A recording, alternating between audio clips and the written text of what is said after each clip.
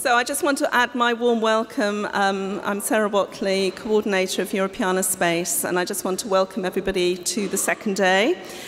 We've got a really interesting morning for you with a keynote, a panel discussion, and then concluding with another keynote. So I wish you well on our second day. And I'm going to now welcome Joanna to the stage to introduce our first keynote. Thank you. Well, good morning. I'm Joanna Zielinska. I'm a professor of new media and communications at Goldsmiths. I'm also a leader of the open and hybrid publishing pilot. And I'm here in the capacity of leading on the second panel, second day here, Remediating the Archive. We've got a few different things planned for you. And it's my great pleasure to introduce our keynote speaker today, Cornelia Zollfrank. It doesn't need introduction to many of you. She's a well-known artist working with net time and with all sorts of different forms of net art. So Cornelia's art, she was one of the pioneers of cyberfeminism and cyber technology, bringing in questions of criticality around gender, around the bias in the art world, with the exclusion of women from prizes, from different ways of articulating kind of power relations. Cornelia is also the original hacker. You know, hackathons have been a big part of our project, but Cornelia hacks things literally and metaphorically. She hacks the whole of art history. She hacks profoundly, philosophically, respectfully, but also with a very deep political twist. Cornelia's projects include reworking a number of found images, a number of well-known images, images from people like Andy Warhol. She's also done a lot of work working with other artists collaboratively. There is a lot of generosity to Cornelia's practice in the way that it's open to hearing stories from other people, from artists, from activists, and developing a more horizontal, less me kind of art, but one that engages in a creative way with others. Cornelia has a PhD from the Scottish University of Dundee, and she worked as an academic for a while, but she's now returned to a much more glamorous world of freelance art highlight. Cornelia Zollfrank, my pleasure. Yeah, it's always interesting to hear what other people, how they introduce you. Okay, I think it's fine, I can live with it, but don't expect too much. So thanks, Joanna, for inviting me. Thank you. Just balance it somehow. I don't know where to put this. It's always fluids and electronic edges is always a problem. So I was wondering at first when she invited me, an artist who has been critically engaged with issues around intellectual property for a long time, because this research project targets creative industries rather than art. And the archives in question, like Europeana and other digital museum collections, and the promotion to reuse and remix the material included in them, hardly imply the problems I was interested in and working through in the last 10 years, namely the limitation of artistic freedom through copyright.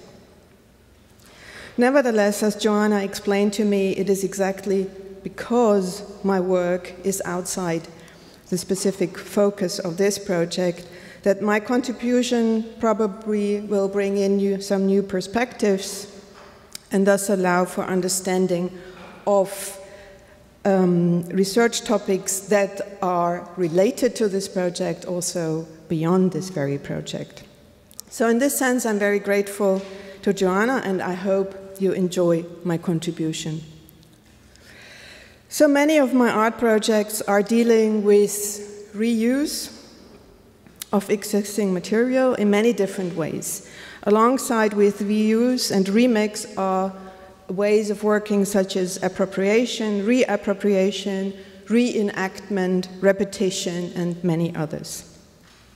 From the various projects in this area of my work, for today, I have selected two specific examples to go in a bit more depth.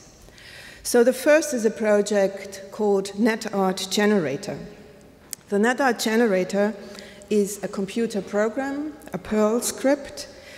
It runs online, and the purpose of this program is to rework online images. So if you would go to the website, you would get an interface like this, very simple interface with two fields where you can insert the name of an artist or a title, not or, and a title. And then if you hit the create button, the program would start running, go online. There is a search engine connected to this program, and according to a certain algorithm, the program would select parts of the first 20 selected images and recombine them. And for example, if you would type in Andy Warhol and flowers, this is a possible outcome. So that all goes very fast. So it's the processing happens on the side of the server. That means within a few seconds you get the result. So this program, it performs a task, obviously, at the same time. It's, of course, a conceptual work that addresses a number of issues related to digital authorship, to originality, remix, appropriation, machine creativity, etc., etc. It also, at the time, maybe I have to give you the year also in which I created this work. It was 1997, as Joanna said. With this program, I became one of the pioneers of internet art. And for me, in that time, with this new field of emerging internet art, I realized that there was, also it was new media, there was kind of old gender stereotypes being reinforced. So I thought instead of more male geniuses, we probably just replace them by a machine. Why not? And let the machine do the work. So this project has been exhibited in a number of contexts. I won't read them out to you, you can see it yourself. Different conceptual frameworks, such as a random and chance operation is, of course, important because it's built in the program, so it's kind of a continuation of earlier random and chance operations as introduced by Dada, as you know, with the notion of the collage. It's about reproduction, appropriation, authorship, and so on and so forth. The project has been exhibited in the context of internet art, net art, systematic sculptures, generative art, most importantly, software art, and so on and so forth. So it was a small conceptual project that kind of functioned in a lot of different discursive contexts. All fine. Maybe this is just to give you an idea how you can... I was very much struggling in the beginning how to actually present such a project when I was asked to present it in an exhibition, gallery, museum context, because it's a very genuinely online concept. So the idea of net art, of really genuine net art, is that you need, the internet must be genuinely involved in the work. So if you can run a project on a DVD or some other way offline, in my definition, it wouldn't be internet art. So the question then is, how can you display a work that is made for the internet, that works and runs on the internet? How can you put that in a meaningful way in a museum context? This is one example. When I was invited by the Xi'an Kunsthalle Museum Tangli, they had a big exhibition called Art Machines, Machine Art, and for that purpose, in the beginning I refused. I said it makes no sense to put the work in the museum, and then we discussed for a while, and then I thought, oh, why not? Because the server is actually, the program runs on the server, and the server is a very abstract thing. It's for people who are not dealing with that on a daily basis.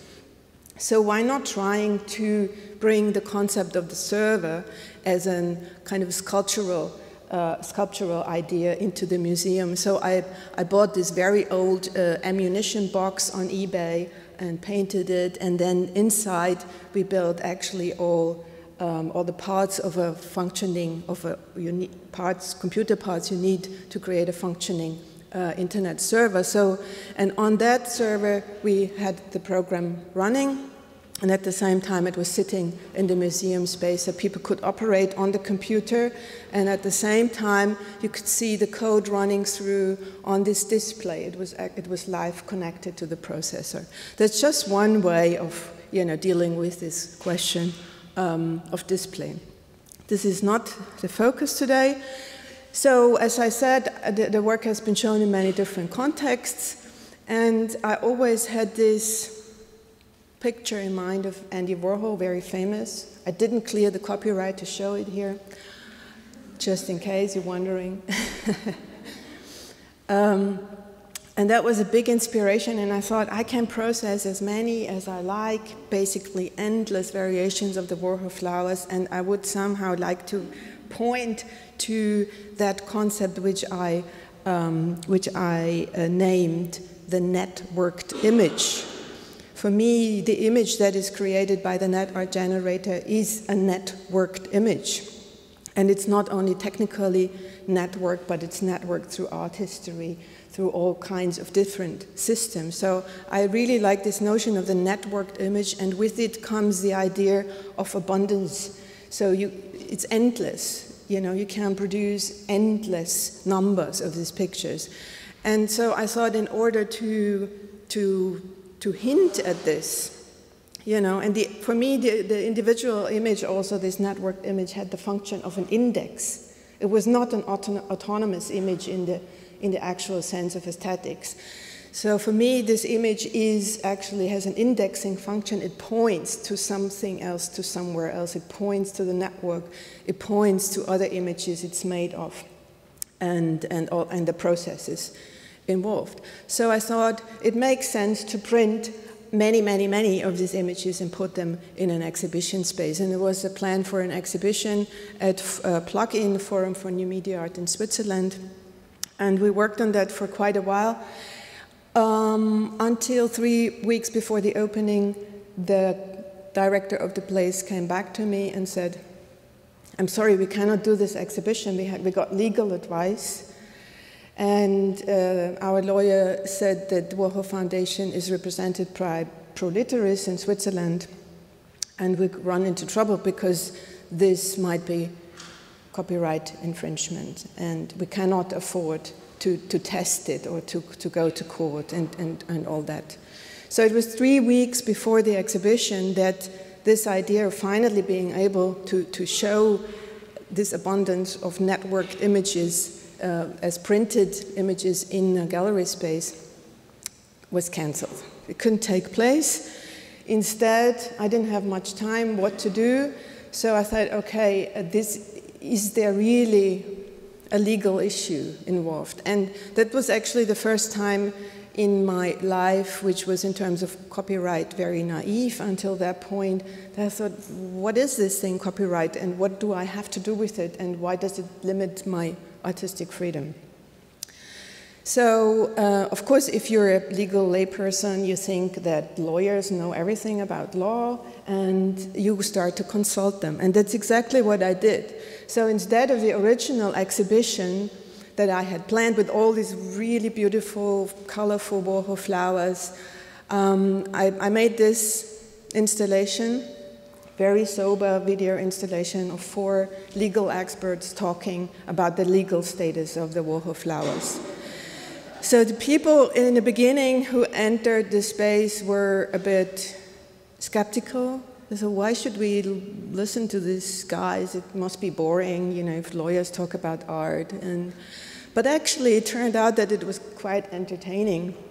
Also for me, I learned a lot because to all of them, I asked basically the same questions about the originality, about the reworking, about, where does my artistic freedom start and end, and how can we determine, and how do I know as an artist what I can do or not, and specifically with this case of the reworked Warhol flowers, what is the status, what is, how original are they, Can I even call myself the author of these images, and questions like that.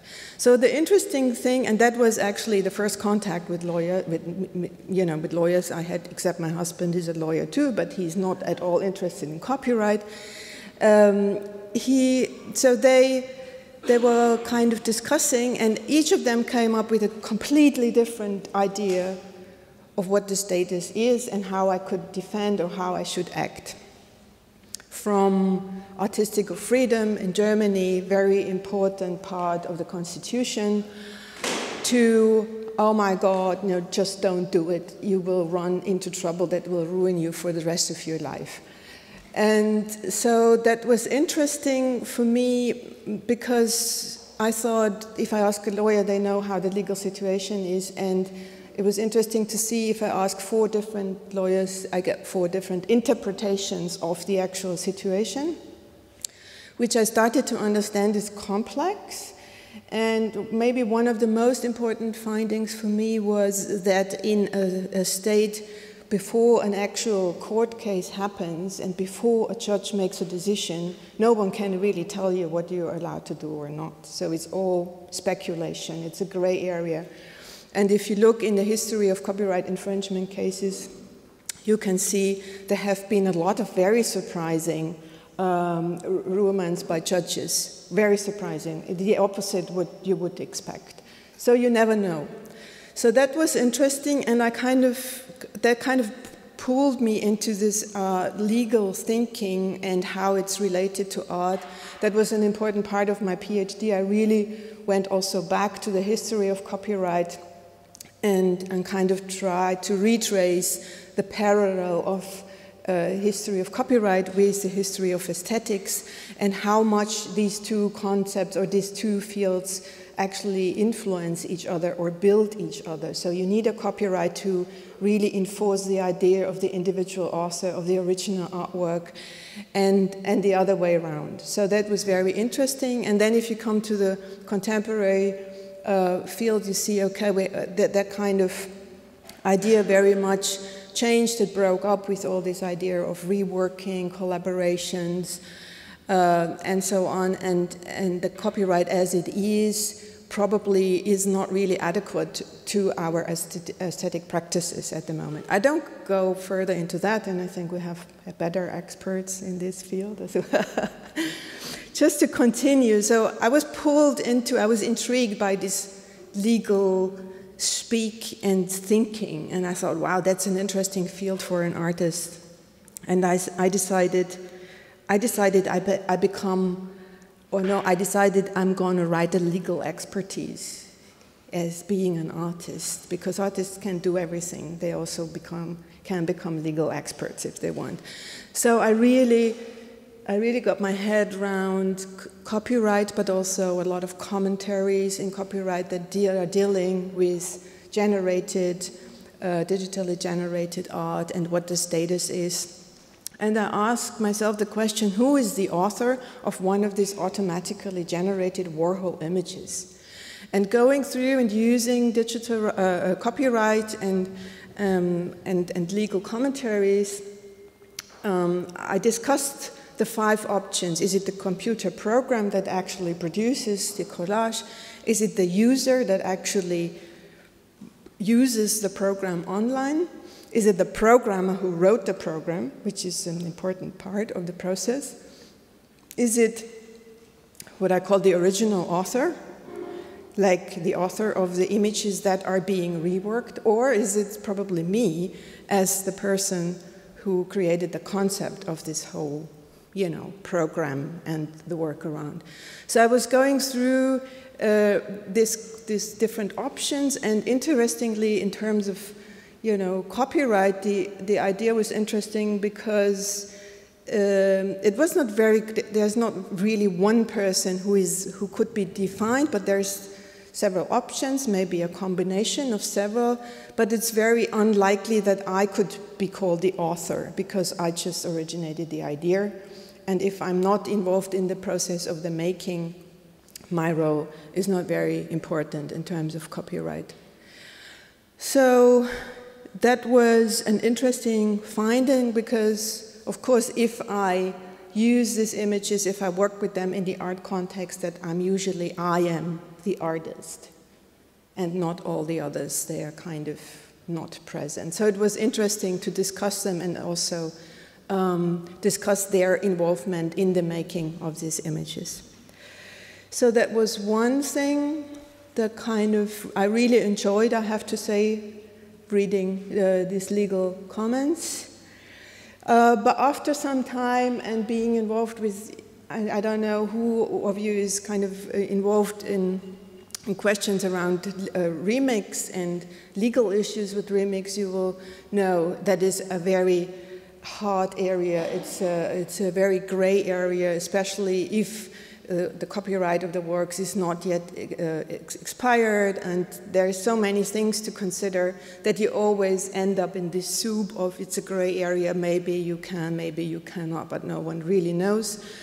And so I got a bit tired of all that and decided at one point I can conclude now my work with the Warhol flowers. And by the way, there was this other image that I didn't talk about, because doing my research, and it was for good reason that I was choosing the Warhol flowers. That was like the image that I had chosen really as an example to work around. And the interesting thing, and one reason why I was sticking to the Warhol flowers, was really because it's such a contested image itself, and at the same time it is an iconic artwork of the 20th century.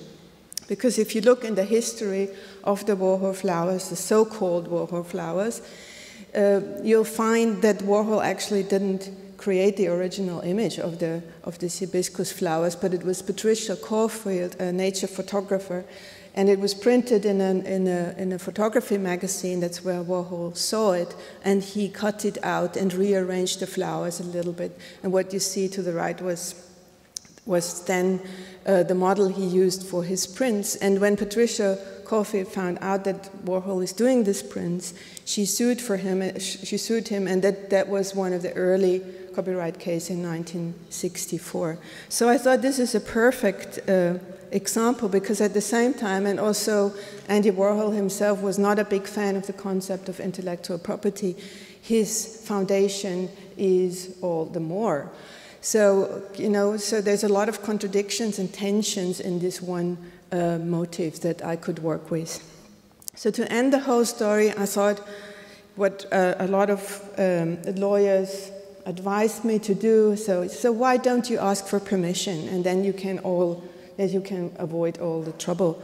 And then I said, yeah, I'm not this sort of artist that likes to ask for permission, but in this special case, why not? So I decided I'll ask Andy Warhol for permission to use and rework his flowers. Unfortunately, he was already dead for 19 years. The good thing was that he did a lot of interviews, video-filmed interviews. He really loved to do interviews. At the same time, he also loved not to say very much in these interviews. Very often, he just said yes or no, or I don't know. So I was doing research in his filmed interviews, and I found this one, filmed interview by Gideon Bachmann from 1968 that he made for the German television, ZDF. And I used a very small part you can recognize where he was a bit mumbling. He was making some unspecific sounds.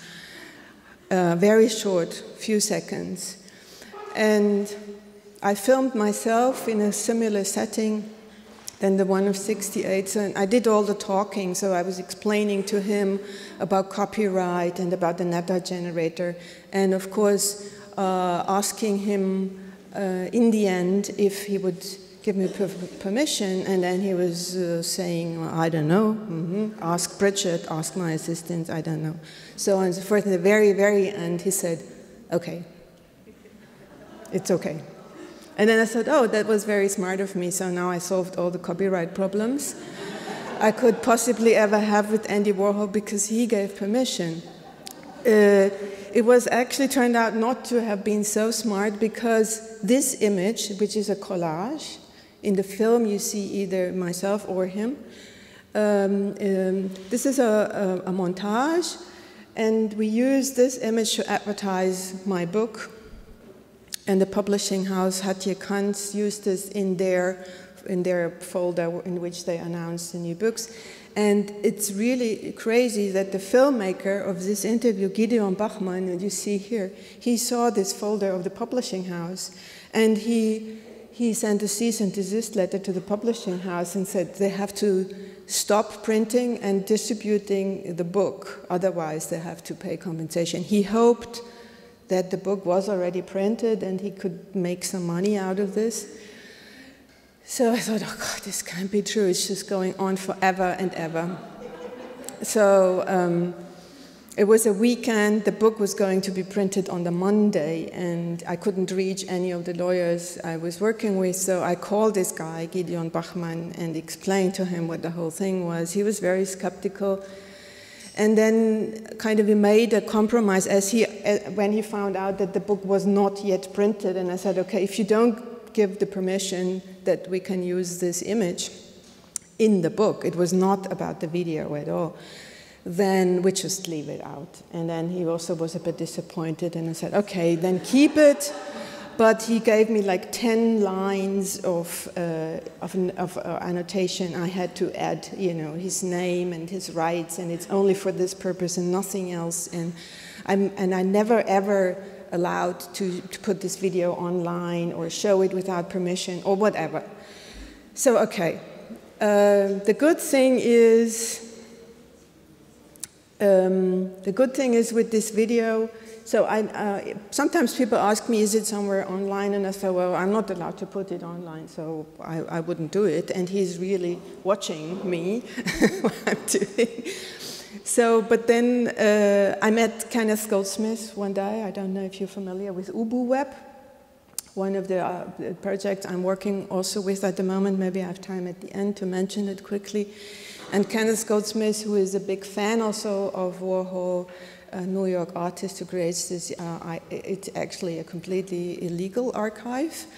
He said, well, let me put it online. I put it in Ubu, and then we'll see what happens. So it's not your responsibility. So it's online. If you want to see it, go to UbuWeb.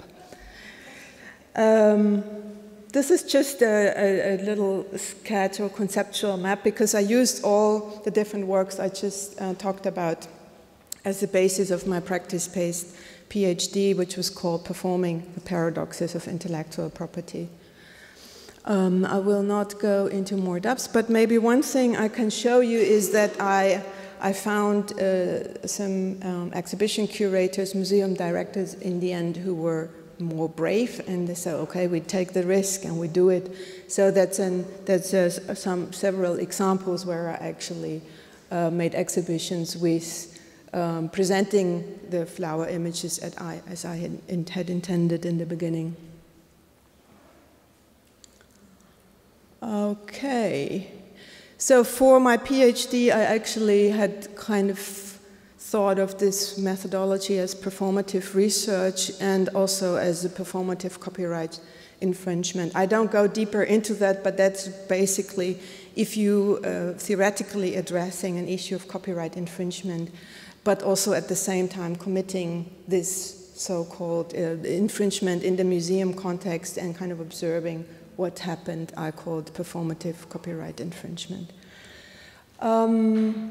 Yes, I put this slide not to forget, because this NetArt generator, fantastic little program, worked fine for, 18 years until the autumn of last year. We had to change actually the interface to search engines several times. And the last we worked with was Google search engine, Google API, and it worked fine until last autumn, until Google decided they don't give access for free anymore to their API search results. And from now on, they wanted me to pay for it. And I didn't, and I got organized with some other artists who have exactly the same problem, that they need access to search results from APIs to have their net-based projects function. So we are trying to approach them as a group of artists together with a curator in Switzerland who collects net-based art to find a solution to make this accessible again without paying. So I just thought it's interesting to mention, because we're talking about accessibility, and of course we all depend on large infrastrucures and platforms to work, and they have an enormous power. If they decide today to cut it, then it's gone. No. How much time do I have? 10 more minutes? Would that be okay? Okay, so the next project I would like to talk about is this project called Museum Shop. It's very different. Museum Shop actually addresses image rights involved in publicly owned artworks.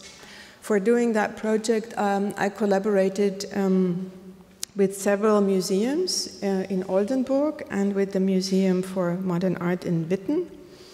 And under the slogan, How Art Becomes Content, I created an exhibition that would allow to comprehend the complex issues involved by mimicking the actual problems on a small scale. And with actual problems, I mean museums are asked to digitize their stock, they are asked to make it accessible, and there's a lot of problems involved, technical problems, but also legal problems. And I was trying to explore that, and that is so complex, actually. And it also started when I was doing this project about 8 years ago. I started doing research.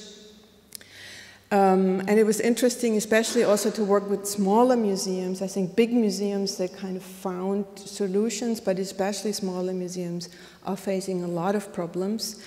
And what these problems are and how I address them, I'm going to explain. So the first image, so I created an exhibition which consisted of 4 different spaces, actually. And going through all the steps necessary from having the original artwork to making a high-quality reproduction, to making this reproduction available and the terms of conditions of making this available to different audiences. So the first step in the exhibition was really to make a selection of specific works from the museum, and here you see that is actually my exhibition, the presentation of these objects. Very importantly is the no photography sign that you still find in a lot of museums. The policies are very different, and I think that they don't make a lot of sense necessarily. Sometimes they don't mind at all. Sometimes you cannot even take a picture of your friend in an exhibition. So displaying original artworks, a selection of original artworks, was the first step. The next step was the reproduction. So I worked with a professional museum photographer from the Hamburger Kunsthalle in Hamburg. It's basically his job to make art reproductions. And it was very interesting to invite him. So I invited him to the museum I was working with, and we took all the artworks. We had selected the paintings, the sculptures, and I was accompanying him with a video camera, filming how he was making these reproductions. And we also afterwards did a little interview, and I made a small film that was called The Maximal Unique and its Transformation into the Similar, which is exactly about this process of having an original artwork and transforming it into a reproduction. What happens? Of course, it reminds of Walter Benjamin and the loss of aura and many other aesthetic things, but also what it made clear to me is how difficult and how much skill and how much effort you need to invest to make a really high quality reproduction of an artwork. That's one thing, and the other thing is really that I realized that most of the artworks I know, I would say I only know from a reproduction. So to make me and other people aware of you know, what we look at in a book or online is a reproduction of an artwork. It's never the artwork itself. So that's all involved in this little video where he's reflecting about what happens actually for him as a photographer, and he has also a very philosophical approach to do that. So that was the second part of this exhibition, the reproduction. And as you can see, it's a huge effort with all these lights and a lot of testing and so on and so forth.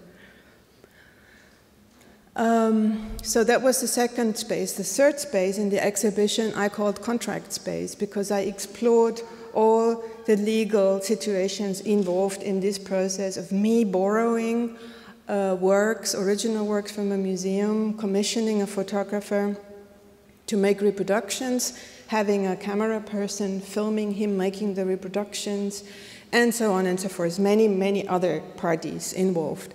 And I had legal advice to develop these contracts, and I displayed in one space was dedicated only to these contracts to kind of create an awareness of the complex legal situation involved. So people could study, again, very boring legal speak. And another thing, maybe that has to come with the next step, the fourth and the last step was that I created an online web shop, like a photo stock agency, kind of just a small one, a miniature of Corbis and other big ones, which I called Art Content 24DE. And on this website, and there was a functioning web shop, I made these reproductions available. That was also part of the museum contract and so on. So I had basically, the museums had allowed me to sell their reproductions because I had made the effort to digitize. And of course, if the museum people amongst you, for them it probably sounds familiar, at least at a certain point in time, when the museums were asked to digitize their works, and they understood they don't have the resources to do those, and all of a sudden big private corporations stepped in and said, oh yeah, we can do that for you, no problem. And they did it, but of course to a price, which very often was that they got certain copyrights. So I started to sell, for example, the reproduction of these two works, and that's how they looked like. So you could have a look and see that probably also looks familiar if you sometimes look into stock imagery online. You get a big fat logo on the artwork. So that's how the works looked like online, and only if you ordered it and paid it, then you would get the reproduction without the logo. And if you entered the museum shop, the website, you got a license agreement, which was about 3 meters long, which I modeled after other license agreements, which we never read when we go on a website. But people agreed to that license agreement just by going on this website. So here is some images from the exhibition. I think, yeah, that's basically it. So we had these 4 spaces, and that was, of course, like a miniature of the processes going on a big scale, which I tried to comprehend myself and translate into small steps. So that was the big, that's just the website, how it looked, the museum shop, web shop. That was the 2 projects I wanted to talk about, and maybe, I mean, there's plenty of others. One thing to end with, probably just very briefly, what I'm working on at the moment, I have to see, is the notion of the commons. So after all my research on copyright infringement and the limitation that copyright provides for artists who are working with reviews and this sort of techniques, I got a bit tired of this, and I thought this is a very small focus, and it's a very small question to ask, what can artists take and what are artists allowed to do? For one, because I think that it's not only about artists. I think the whole issues of intellectual property and accessibility and strengthening copyright, intellectual property rights is not only a problem for artists, but it's actually a very huge problem for the whole of society, which has many reasons: technological, information society, knowledge society. We have a huge economy now which is based on intellectual property rights, which we didn't have, say, I don't know, 20, 30, 40 years ago. So the role of copyright is very different in society. And I think only to ask and only to focus on this, what can artists do, what are they allowed to use, turned out to be a too small question for me, and I wanted to open it up and ask, and kind of change the question around, opening up, saying, not what can artists take, but what can artists contribute to build a free culture. So I arrived at the concept of the commons, and that's my current research. I don't know if I have an image. I should. Too many images. So that was a small research project that I started at the university in Lüneburg called Giving What You Don't Have. And with that, I start to put in the center art projects and artists that actually do exactly build commons, provide infrastructures or maintenance or contribute to the infrastructures or digital tools. So it's a specific focus on digital commons and specifically around the question, what can artists do and contribute in this field? So that our first 6 interviews, which are online, and that was very well received. In the lower right corner, you see Kenneth Goldsmith, The Poetry of Archiving. That is the guy who runs UbuWeb. And if you're interested in this field, I recommend to go watch the videos. They're a very nice introduction to the projects and to the background and the thinking of the artists behind what they're doing. What is interesting, that a lot of these projects, especially when it comes to archiving, UbuWeb, or also the expanded appropriation by Sean Dockery, who runs the archive.org, which is also quite famous, they are completely illegal archives. Whoa. So, yes, and I think they do a very, very important work because they're archiving things that are not necessarily archived by big museums. So they have a cultural function, function of preserving, and there's a lot of discourse around, you know, can they do that, should they not do it, and so on and so forth. And I thought it's very, also coming from this tradition of being copyright critical, I think it's a good continuation to go work in this field and work and support this project and build a discourse around, which does not say everyone should be able to take everything they like and not pay for it, but really make a profound analysis what the situation is and who actually profits most from copyright, because in the end of the day it's never the artists, but there's other players. So this was well received, the project, and we were very happy to learn a few weeks ago that it will turn into a big research project at the University of the Arts in Zurich, and I'm very much looking forward to this. Okay, thank you.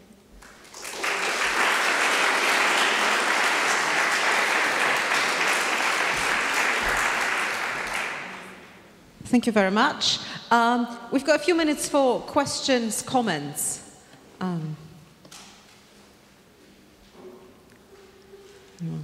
Yes. Greg.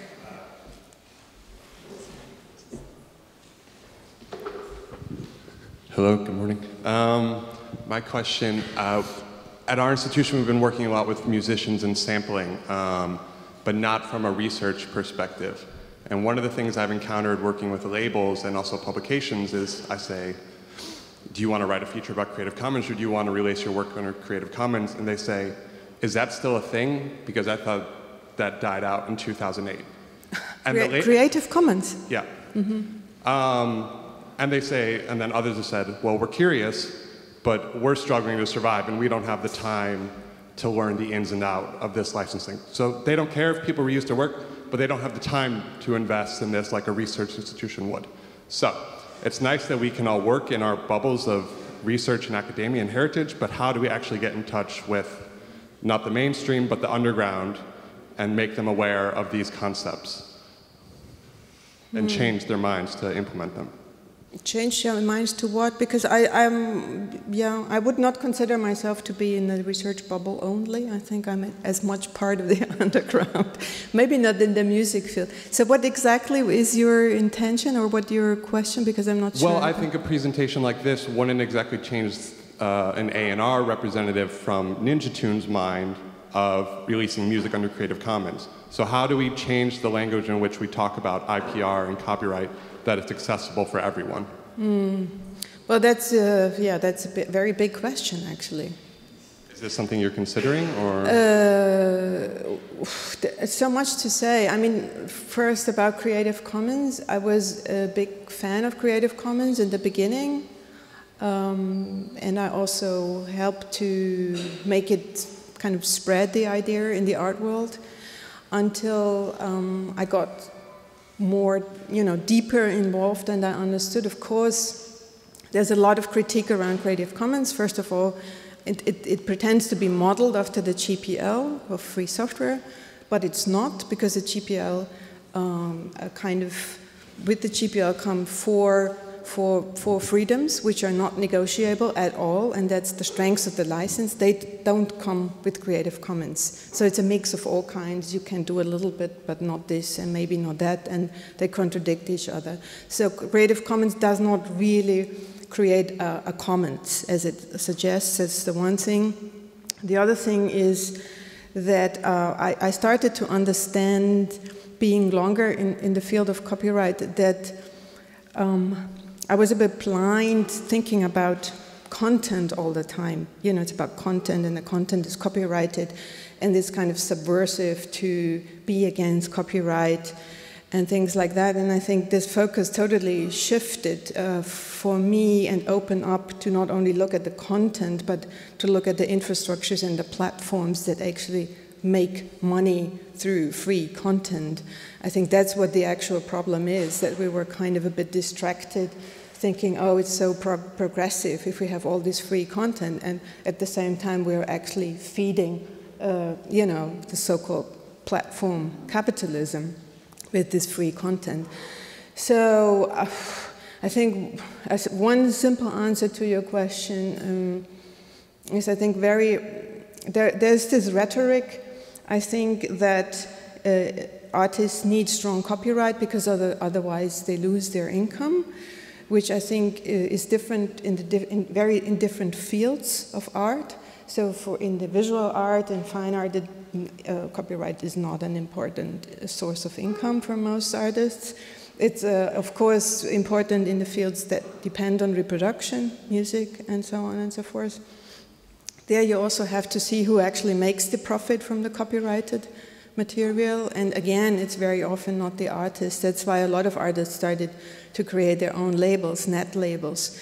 Because what we found is that people don't want the content for free.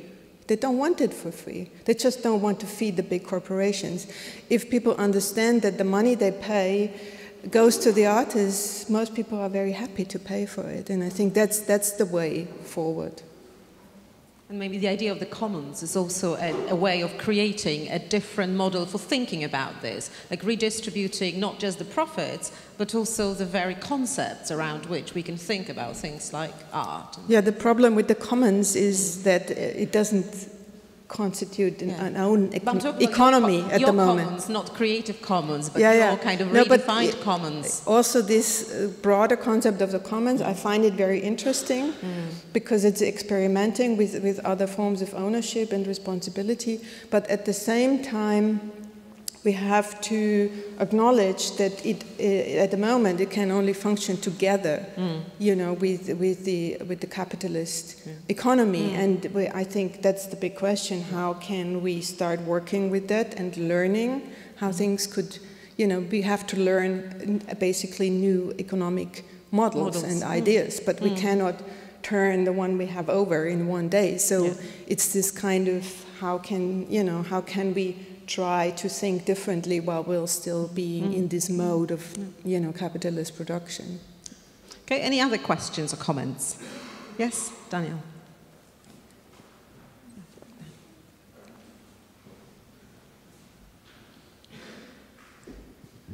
A little bit of different questions about infrastructure. So you said Google closed up the API, and we all agree they probably don't need the money. But there's also other open link data interfaces and other artists using interfaces which are run by smaller companies, and there is cost involved in running them and keeping them up to date, especially over the 5 and 10 year period. How do you see that evolving? Could you see some construction where the hosting would be done by groups to maintain them, to be able to run them? Because there is a weird conflict there, especially for linked open data and for artworks over longer periods of time. Now, I'm pretty sure Google's closed it for the reasons that we think they closed it, but there is this generic problem with APIs, especially smaller ones. So how do you see that evolving? Or I think, what can we do there? Yeah, I think that's a good question. But I was thinking about that for a long time, and I will probably end up going down this path. But in the meantime, I thought, for me, I really wanted to insist showing also that Google can create this sort of problems.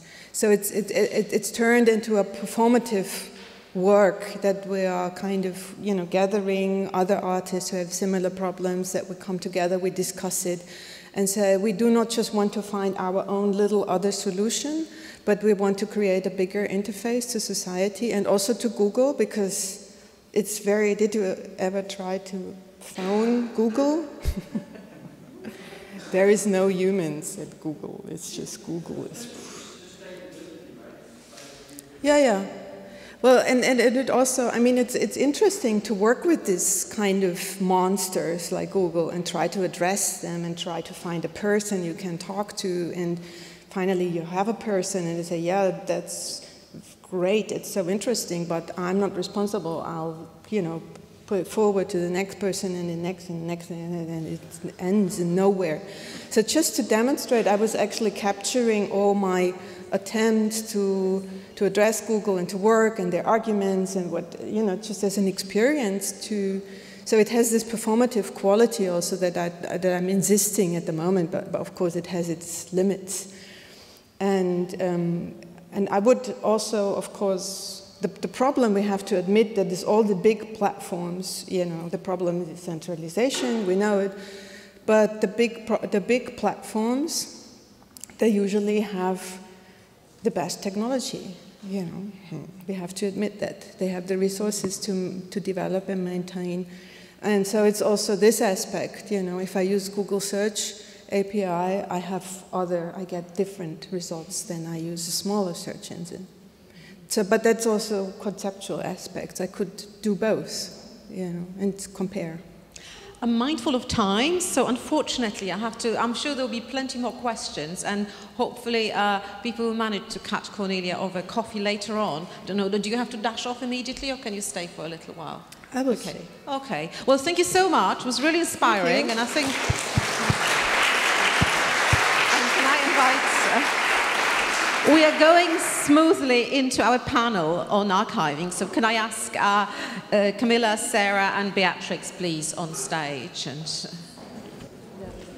Okay, so welcome to the second part of today, which is a panel on the archive, reusing the archive, reimagining and remaking the past, that I have put together with Camilla. The panel's aim is to address the broader question of rethinking the past and thinking what we can do with images and other sources from the past. And about the questions we'll raise will be technical, will be political, will be structural. So it's a kind of, the idea is to provide a broader discussion. We'll all have 3 presenters. They'll all speak for about 7 minutes, short position statements, and then we'll open it up to discussion amongst ourselves and yourselves. So we're starting with Camilla Kutz from Coventry University.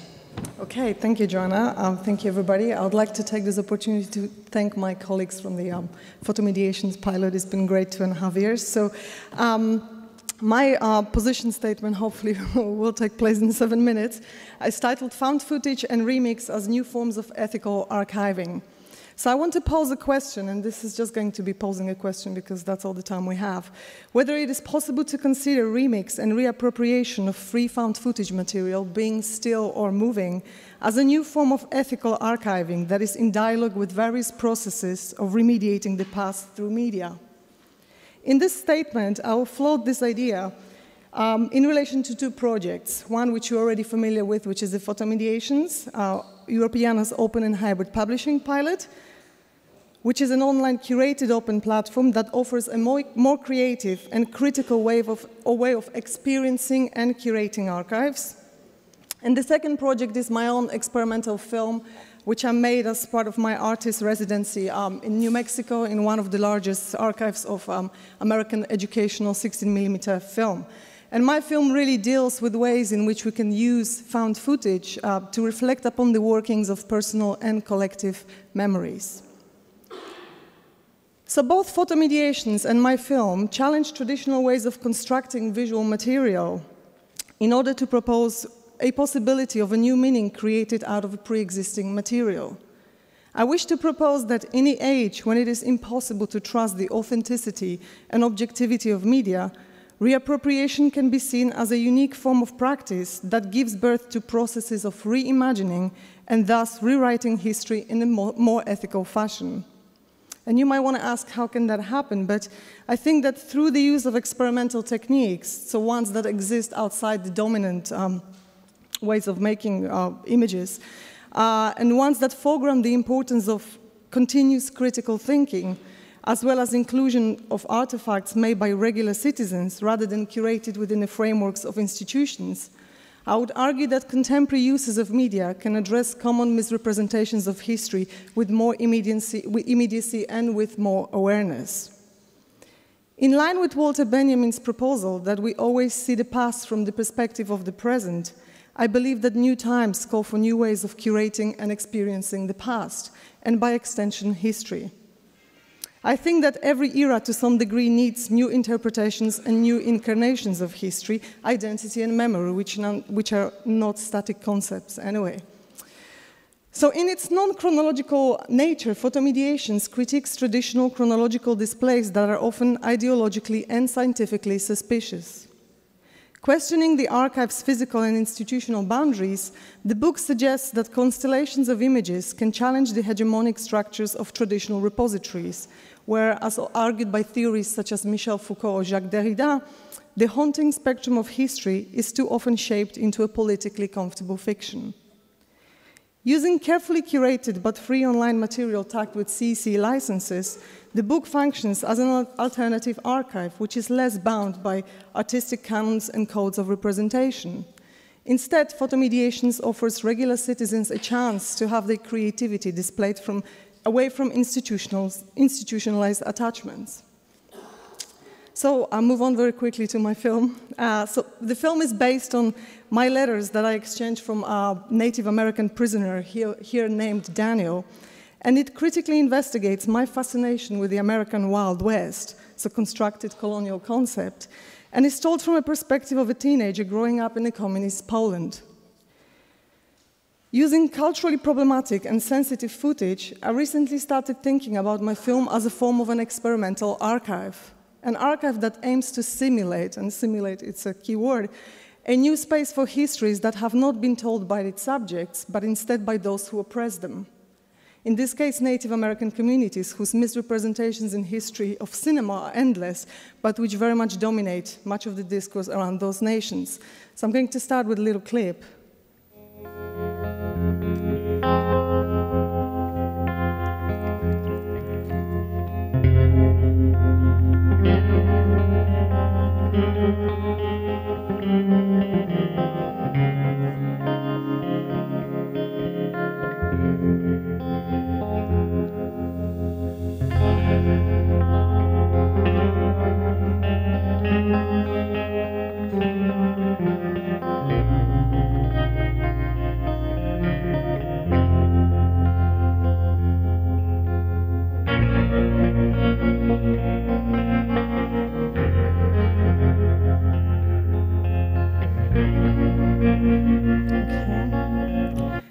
have one more that uses a slightly more subversive, demonstrates more subversive uses of found footage. Charging Russia with interference in Poland, President Reagan expressed America's support for the Polish people. When 19th century Polish patriots rose against foreign oppressors, their rallying cry was, "For our freedom and your freedom." And there is a spirit of solidarity abroad in the world tonight that no physical force can crush. Cities and towns around the globe, we, the people of the free world, stand as one with our Polish brothers and sisters. Okay, I'll move on now. So almost done. In her more recent article titled "Photography After the Human," Joanna Zielinska proposes that photography is a quintessential practice of life, meaning that photography, I quote, records life, remembers life, or even creates it, unquote. If we can think of other imaging practices such as film in the same way, then it is possible to view vast archives of found footage film, which in itself is like the palimpsest onto which aspects of history are written and are written over, as vehicles for new versions of life and by extension for new versions of history. How can we perform such alternative reimaginings of history? Can the agency of making such history be returned to those who are its very subjects? Experimental film has always addressed this through a variety of subversive artistic strategies, some of which I also use, but I wonder how much further can this be shaped towards more aware and more ethical ways of reappropriating the existing material. It is Zielinska's argument that visual culture carries a certain, I quote, ethical political responsibility, one in which visualization becomes a way of engaging with a political and existential problem of great magnitude, even if it does not yet offer any specific or definitive solutions. And here we might want to think, of course, of reimagining. Soon, I'm sure we'll be reimagining the trauma of Trump, because there's already plenty of found footage material there that actually we can work with. So thank you very much.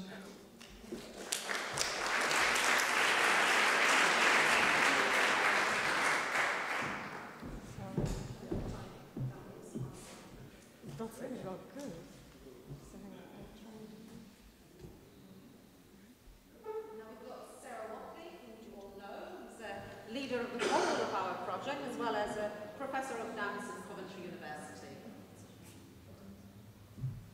Thank you, Joanna.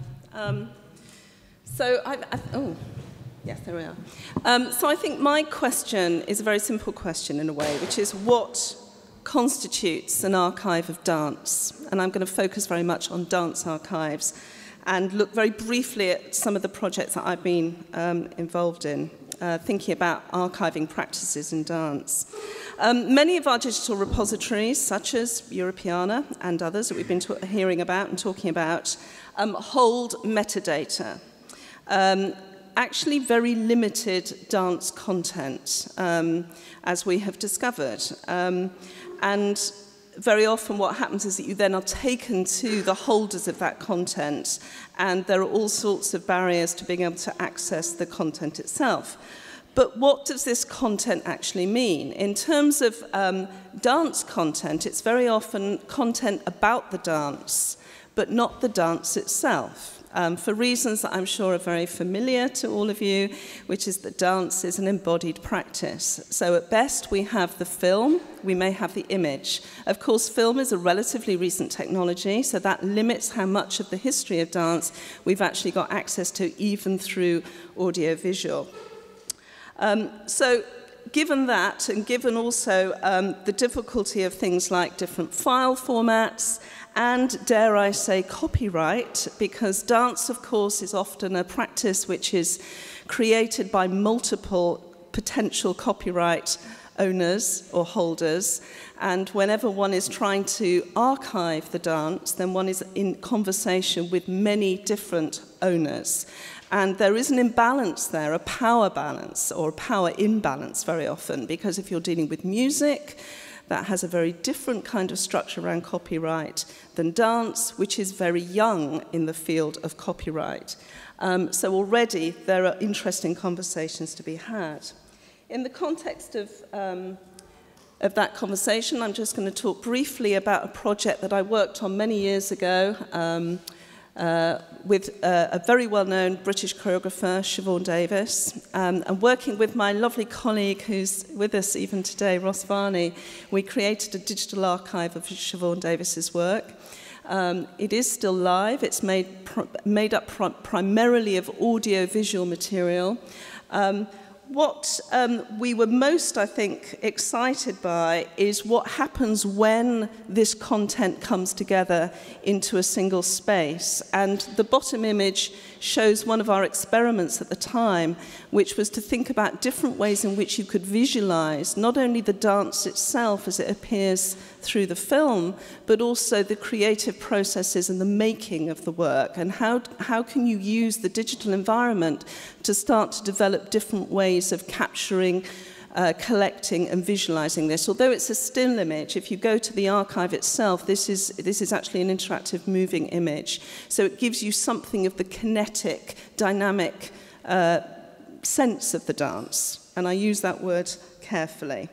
Moving on from there, another project that I was working on, again, which is still live, although interesting, this is a screen grab from the Digital Dance Archives portal, which is managed now by the National Resource Centre for Dance in the UK. And we built within that a visual search tool working with computer scientists. And it was fascinating for about a month when we were able to visually search across colour similarity, and for an even shorter period by gesture. We never managed shape. And it shows something of the technical challenges of working to try to work within the domain of dance, which after all, once it becomes a film, is then flattened and it loses its three-dimensionality.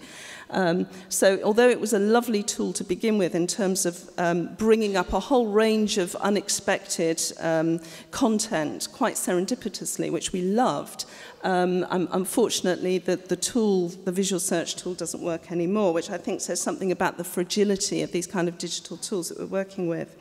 But essentially, through both of these projects, there is a digital scrapbooking, storytelling tool. So it gives an opportunity for the user, a little bit like our Dance Spaces tool, to tell stories through dance.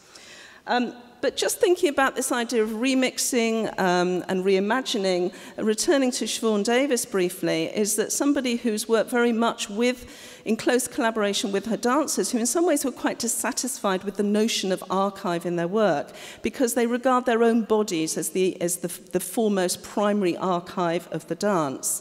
So one of the things she wanted to do was work in a different medium, and she worked in the medium of film to create a screen dance called All This Can Happen, which is a montage of archival content drawn from archives across time, which has a choreographic sensibility to it, even though there is no dance recognizably within it.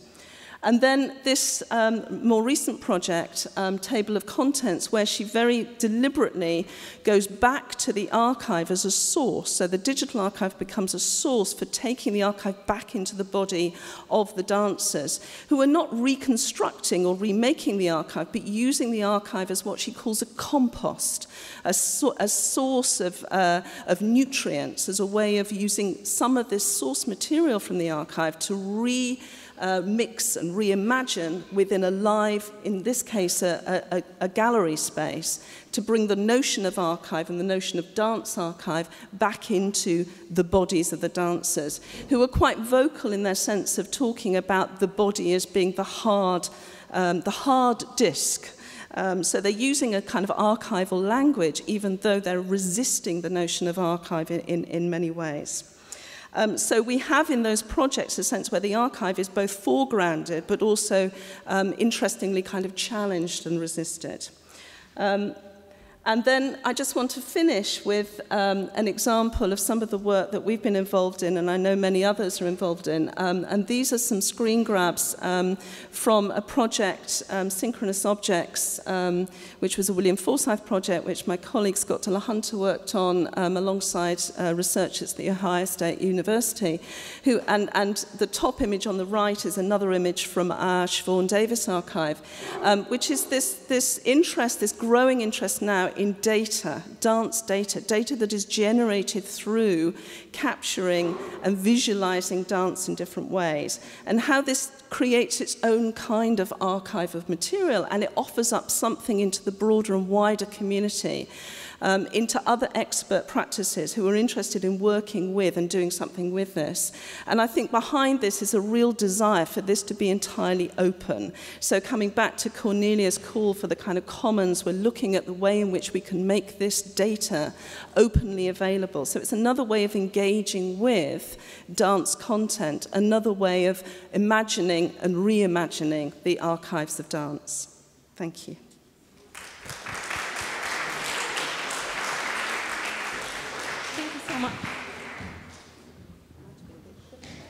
Thank you so much. Hello. Oh, yes.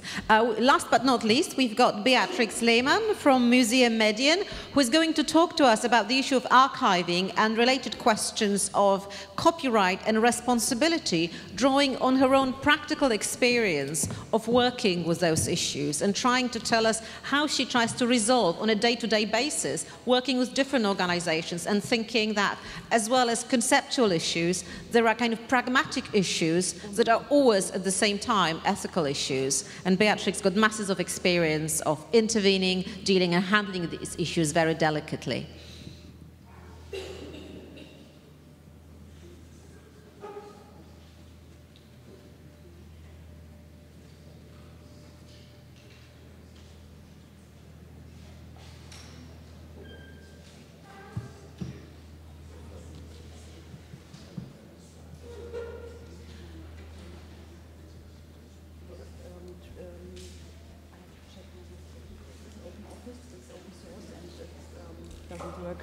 Sorry for that. Okay, just a bit of a technological delay, what you always get with so many archives, so many different systems, patterns, standards, translations.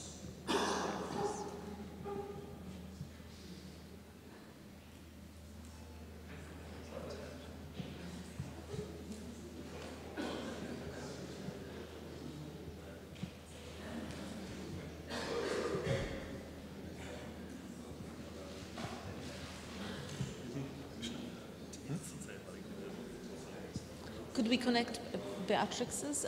Can we connect your laptop? Beatrix? Can we connect your laptop? Yeah, yeah, okay.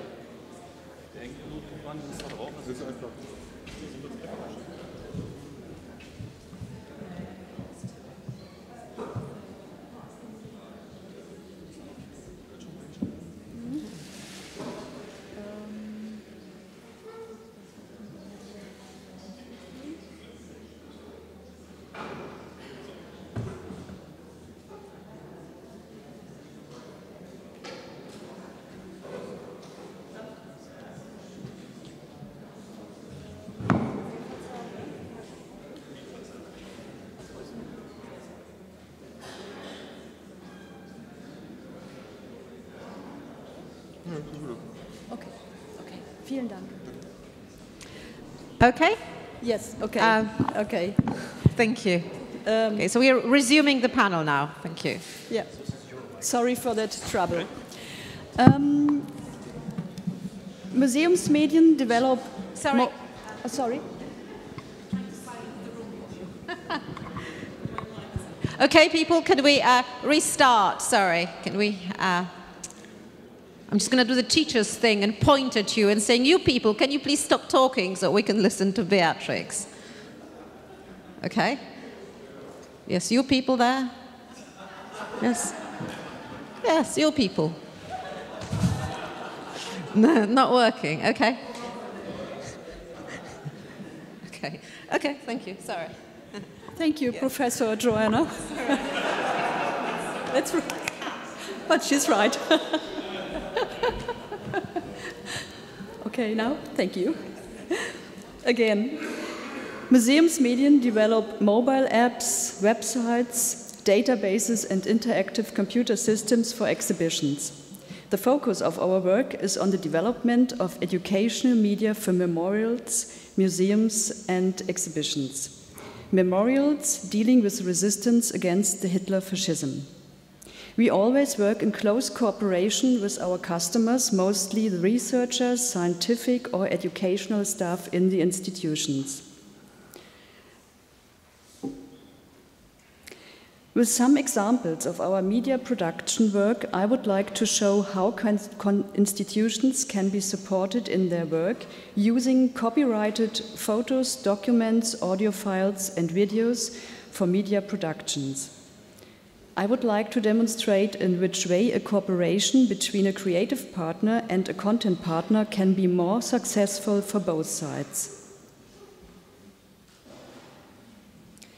The question of copyright is always a very important matter in our business, but to say it very clear, we never clarify copyright. This has always to be done by our customer. This is for the most SMEs a too delicate field to handle. But we advise, however, with hints where to find suitable items, with technical advice, picture selection, excerpt, quality questions, or where to find information and guidelines to handle the copyright. For example, the extensive information provided by the eSpace project. Again, Anastasia. But the customers ultimately decide which picture is the right one in a certain context. The institutions have to evaluate and classify photos anyway. They are much closer to the archives and collections than we are. The importance of a photo for depicting historical context in the educational work is obvious. To make, for example, a biography of a person interesting, one needs photos, even if it is just a single one. Sometimes it is incredibly difficult to find a photo of a certain event or of a dead person, especially in the historical context of the period between 1939 and 1945, we often have difficulties in finding photos. People who were resistant or even lived in the underground or were hidden took photos very seldom. Or in some cases, photos from a dead person are completely disappeared due to war. You can see in this example we have from Dagmar Hansen this only photo with her family. And we need for our biography layout a photo of the person, a portrait of the person, so we had to cut this out. You see it highlighted in orange, and we have just this photo from Dagmar Hansen. No other photo exists from her. The search for material for those topics can be like finding a needle in a haystack. And after finding communication with many different sources, archives, museums, private owners, and different conditions. In the long process of capitalizing, designing, and completion a website, a media production, or an exhibition, the question of used material is discussed in different ways within the team of institution staff, the media producers, and designers. The questions can be, where can we find suitable items?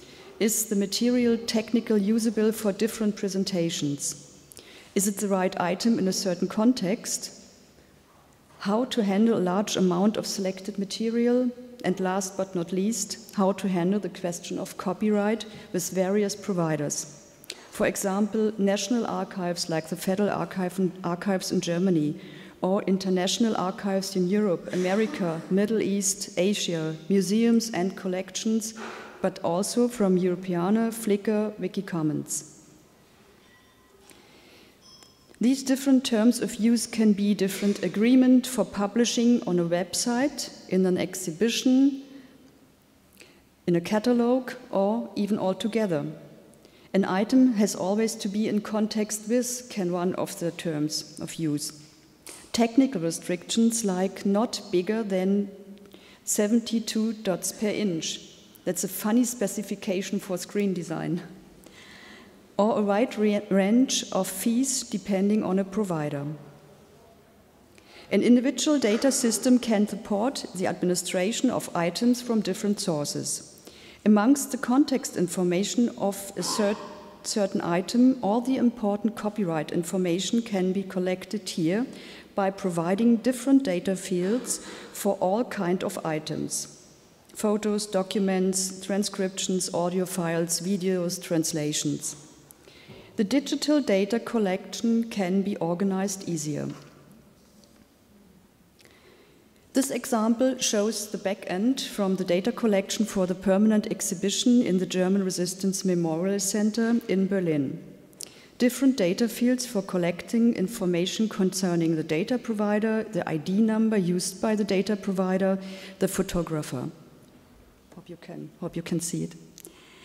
This little extension of a data administration system with data fields for copyrights help an institution to handle and administrate the copyright information easier. Okay, we had this.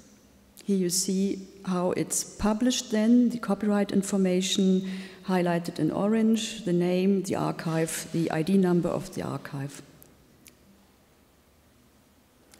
With automatic checks, lists can be created to prove status of copyright, already asked for or clarified, or whatever is needed. To give you an impression of the amount of materials I'm talking about, in the permanent exhibition of the German Resistance Memorial Center, more than 5,000 items are used. These are photos, multi-page documents, transcriptions, audio files, and videos. This is a multiple of what the visitor can see on the exhibition walls. But the memorial hasn't got its own collection of objects. That means every item is collected in a foreign archive, other museums, or private collection. Altogether, these are 326 different content providers. You just see the first page of this long list. 30 seconds, okay. You can imagine how delicate this is to handle. For big, 30 seconds, that's not much.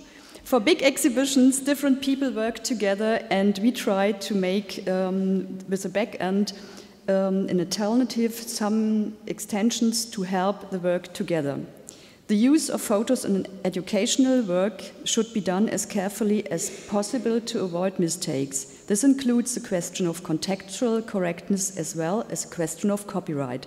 And I finish with a sentence we heard yesterday from Charlotte, his mantra, think copyright, and I would like to extend to, and don't be afraid of it.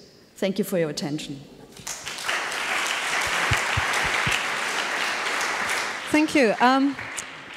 What we're going to do is, I'd like to run a couple of questions past the panel, and then we'll open it up. And I'd like to start with a kind of biggie.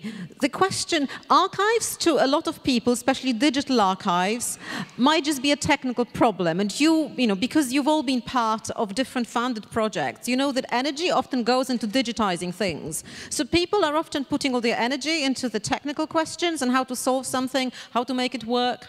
So I'd like to pose a bigger conceptual question. Why are digital archives interesting? And I wonder if you could just give quick answers from your own practice, from your own experience. Why are digital archives interesting for you? Sarah? Interesting is a good word. Interesting, I think, because in the area of dance, it's one way of ensuring we have some kind of record and preservation process for dance, which I'm not going to go into the usual discussion around dance being an ephemeral, disappearing practice, but nonetheless, it is something of the body, so it has more akin to an oral tradition. So digital archiving of dance is a way of preserving and making the work more accessible. But why it's interesting, I think, is that in the process, whether it's part of the technical process or the intellectual process or the curatorial process and all the processes that are involved in creating a digital archive, is that new insights emerge through engaging in those processes. And it's through those new insights into the work itself, but in those in what happens when content comes together in different ways, that you start to be able to generate new kinds of artifacts and new kinds of ways of talking about, describing and intellectualizing and theorizing around the work. So it actually generates a new kind of discourse, and I think that's why I'm interested in it. Yes, thank you. Camilla? For me, for a very similar reason, I work a lot with what you might now call analog film being digitized. So the film that I'm working on at the moment, the one that excerpt of which I showed, most of the footage about Native Americans is made by white men, of course. So, and that's something that you immediately have to question. You're looking at something that was made in the 50s, narrated by Marlon Brando, but you need to ask yourself the question number one: who's made this film? And how I can deconstruct it, or how not to take what Reagan is saying at a face value, and how actually, you know, how to play with this Reagan blur. But also to think about the footage I showed there on 4 screens of Native American women filming themselves. That's actually the only film that exists that has the natives themselves filming themselves, but of course they're also being filmed by white men filming themselves. So there are layers of meaning, and I think the deeper you dig in, the more complex the issue of cultural representation is. And there's another reason why I would choose to work with archives nowadays, is because film, of course, is very expensive. Development of film is very expensive. So they, as always for artists, there are economical reasons, and there is an abundance of archival material. And depending on where the films are made, which country they come from, they often have a different spin on political events. But also, when we think about this idea that there are so many images around, you might think about it, do we constantly need to produce new images? Or is there something about, you know, embracing the law of excess as your method, and going back to archives and reusing what's already there? Yeah, absolutely. And I think that also links to Cornelia's talk, the very notion of authorship. You know, where we are with it now. I think there are complex questions around that, too. Yeah. Beatrix, why are archives interesting? Why are archives interesting for you? Archives are interesting because they have the material we need for this historical period we are very often working for.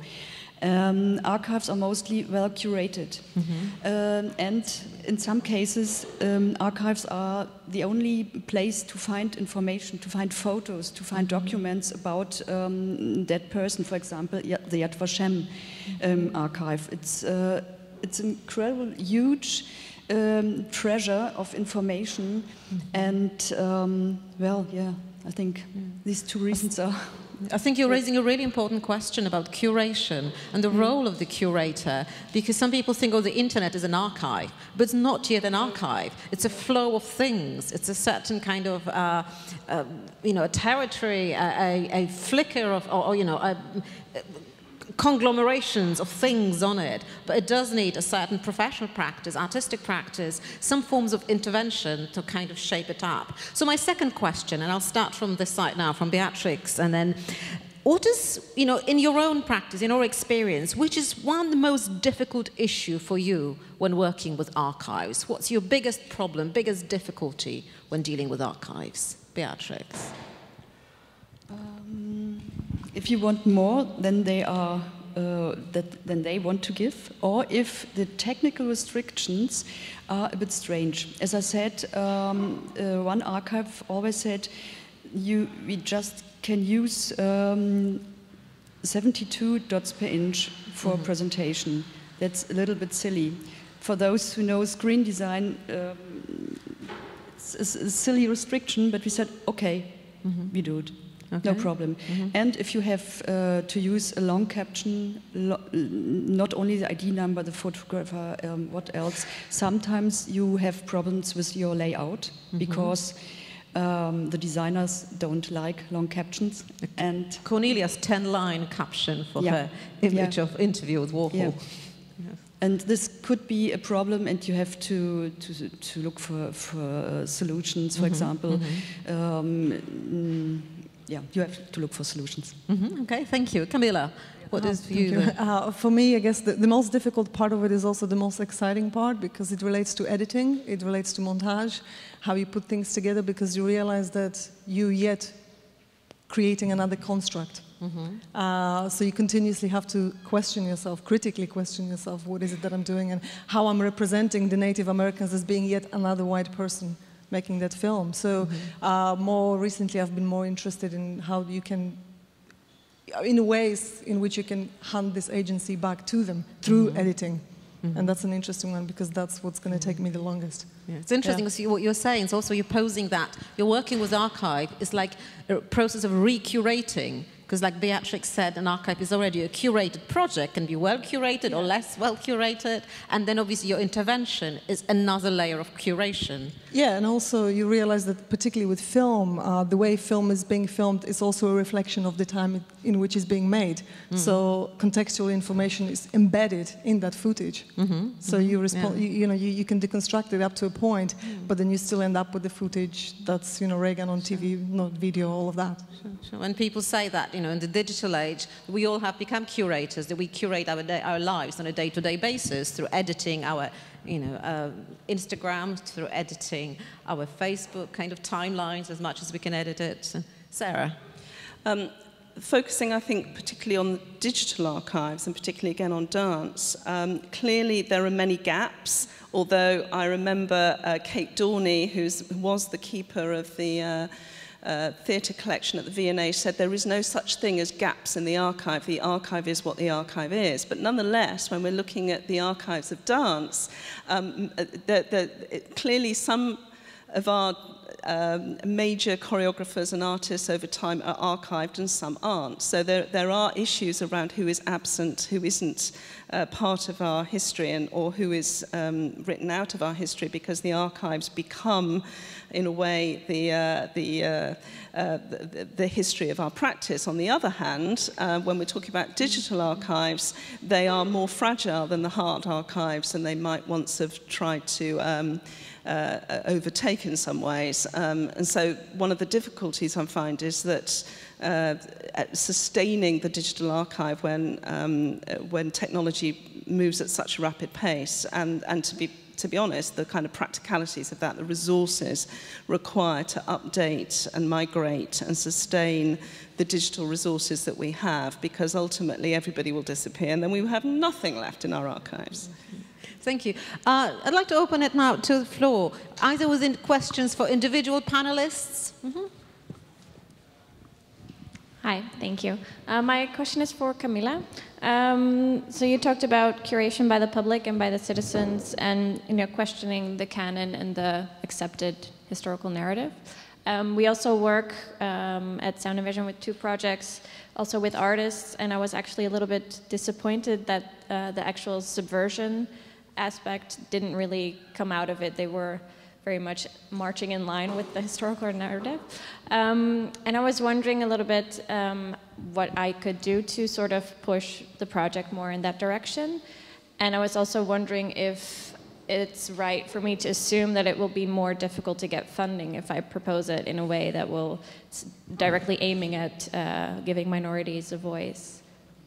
Oh, it's a great question. I think when we were doing research for the images for the open book, I think we're so, I don't know why we were surprised. I was surprised that how much good material there was out online, and how many great photographs, little movies were there that were made outside of institutional frameworks. So you didn't necessarily need to go and have an MA in filmmaking to actually create a really interesting film. So not only, there's a certain return, I think, I don't know, maybe Cornelia has something to say about that too, but I think there seems to be a return for me nowadays to what I would call an amateur practices. By amateur in older times had a different implication to what it has now.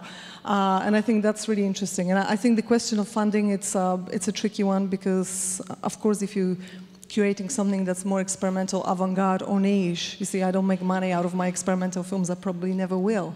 But that's a slightly different question there. I think research is a key thing. I think you need to spend a long time looking at material, going to different places, trying to see how different people display things differently, even institutions at times. But yeah, I think for us, research was a key. It took quite a long time to sift through the images, to then carefully curate them for that narrative, alternative narrative, or non-narrative, if you like, to somehow come through, if that answers it in any way. Yes. So in that sense, maybe that role of the experimenter can come from you and your organization, that you can encourage that and inject that spirit, of unruly spirit, if you like, into those projects, and encourage them, look, it's okay to bend some of the rules, to play a little bit more. Maybe. Yeah, and it's in curation as well, I guess. Okay, Charlotte first, and then Carla. Thank Thank you. Yeah, my question is really a general question. I think it's only since about 2003 that intangible cultural heritage has been recognised on our legal landscape through the UNESCO Convention. And I wondered to what extent, because two of you were talking largely about intangible cultural heritage, and I wondered to what extent the thinking around what intangible cultural heritage is, the fact that intangible cultural heritage is held by the communities, groups and individuals who are, you know, a part of that intangible cultural heritage. And I just wondered to what extent thinking is changing given the new legal landscape around intangible cultural heritage.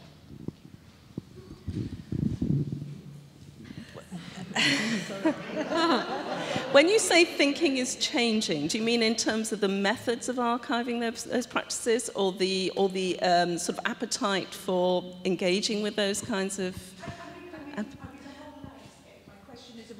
My question is really around archiving practices. It's around engagement of the communities, groups and individuals whose cultural heritage it is. It's around thinking about what cultural heritage actually is and what you're actually, how you're trying to represent it. It's partly Camilla's question about how you're representing it and who's representing it. Yeah, of course. And within that question is a whole bunch of kind of, you know, tensions, frictions, you know, political issues, ethical issues, and all of those I think we're very mindful of when we're engaging in those kinds of practices. And I think it is something which is, I mean, I'll just give you an example from another project I'm working on, Holo Dance, which is another EU-funded project. And it's very interesting that one of our partners on the project is an expert in Greek folk dance. And through the project, it's been very much, well, there's a number of strands to the project, but one of them is around preservation of this vulnerable practice. Although in some ways it's very robust, because of course it's so sort of part of the community who practices over generations. So in a sense it's really robust, but as soon as you start to engage with it in a way that starts to think about preservation practices, it starts to open up a whole lot of questions.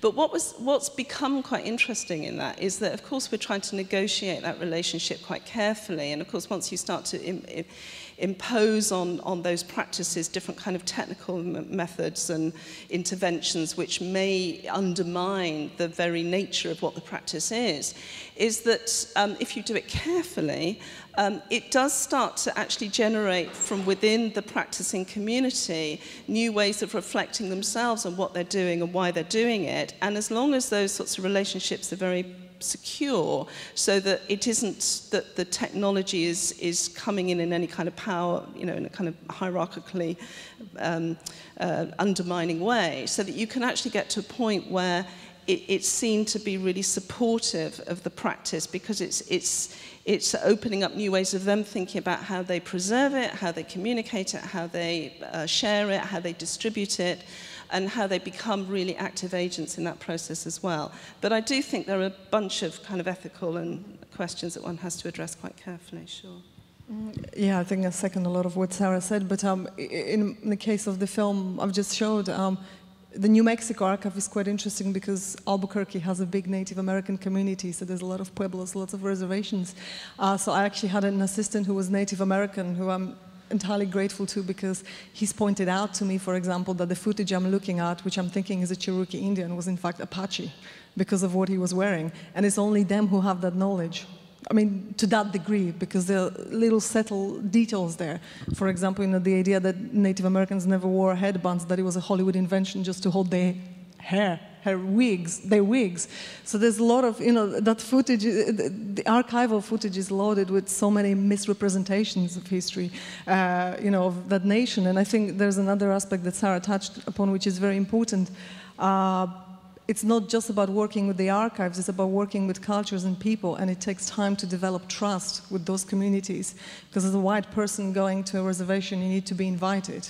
It took me 3 years to develop this relationship.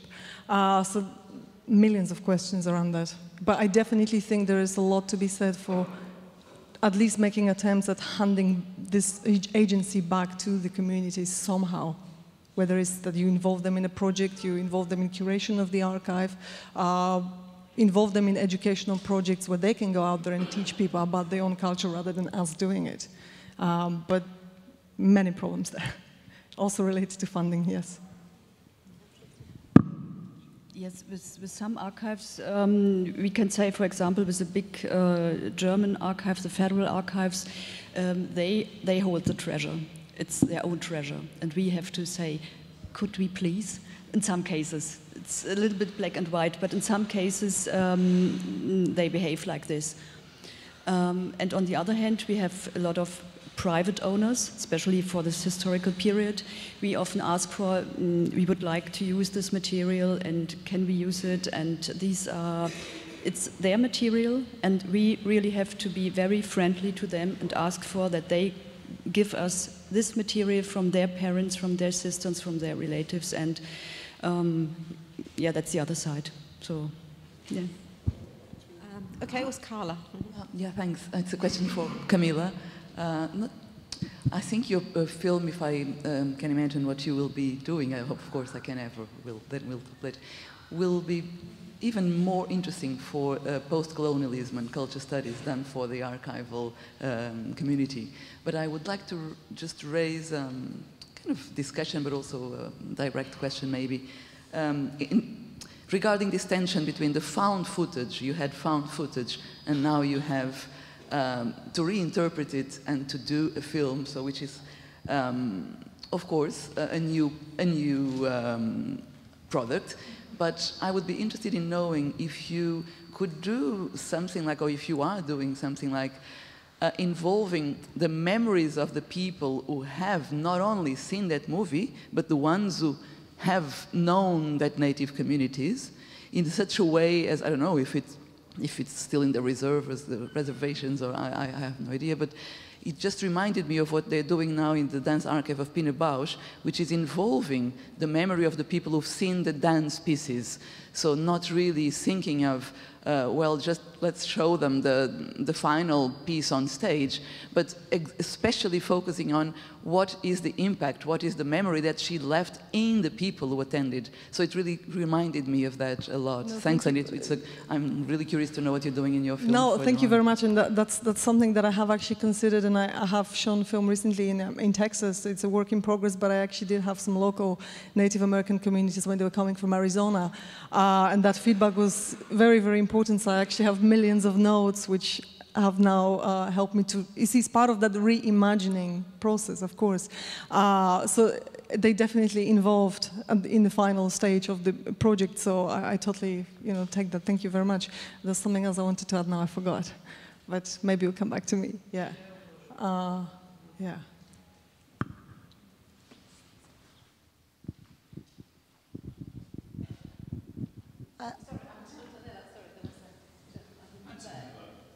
Who is it?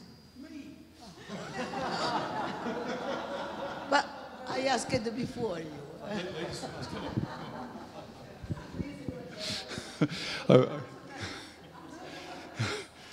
Brains before beauty, or no, sorry. I wonder if I could just ask the panel to comment on perhaps a challenge or an issue which to reflect on, which I confronted a few years ago when I was involved in a digitization project, a mass digitization project, which I don't think I was particularly prepared for, and it may kind of fly in the face somewhat of what you're saying, and that's the responsibilities that go when you're involved in a digitized project. This involved the archives of what is currently a very large multinational company that is the custodian of what is in effect public archives. So the custodian, in a sense, or the archive, has gone through various transmogrifications of who and what the owner of the archive was. And I felt it was kind of incumbent on me to provide, through the digitization process, as much of that contextual information as I possibly could, because I didn't feel that it was for me to make any kind of editorial judgments over what I included and what I didn't include, or how, to try and be as faithful in terms of the online presence to the physical archive as I possibly could be. And it included not just written archives, but also film and photographic images as well. If I may, I think that whole question about I think Joanna speaks about beautifully in regards to this idea of what a cat is in film. And you know, it's also not just aesthetic, but it's also an ethical position. And that is particularly prominent in regards to the archive. And this is why I think, for me, being in the process of developing this idea of actually found footage film being form of an archive, that I think where I'm currently going with this idea is that that imposes yet additional ethical responsibility there. To think and rethink, think twice, think again. Yeah, so that's from me. Yeah, I mean, maybe it's slightly different from my experience of working with dance archives. And I know Michael's going to be talking about his experience, which I think will address a lot of these sorts of questions. Well, maybe not, I don't know, we'll hear.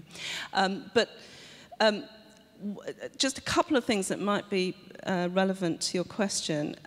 First of all, that very often a choreographer will think that she or he owns everything that they've made, and they don't, because often things have multiple owners, as I mentioned earlier, and it's in the process of digitizing and then creating archives that these sorts of issues arise, and then you find yourself into some quite difficult kind of negotiations and questions around that.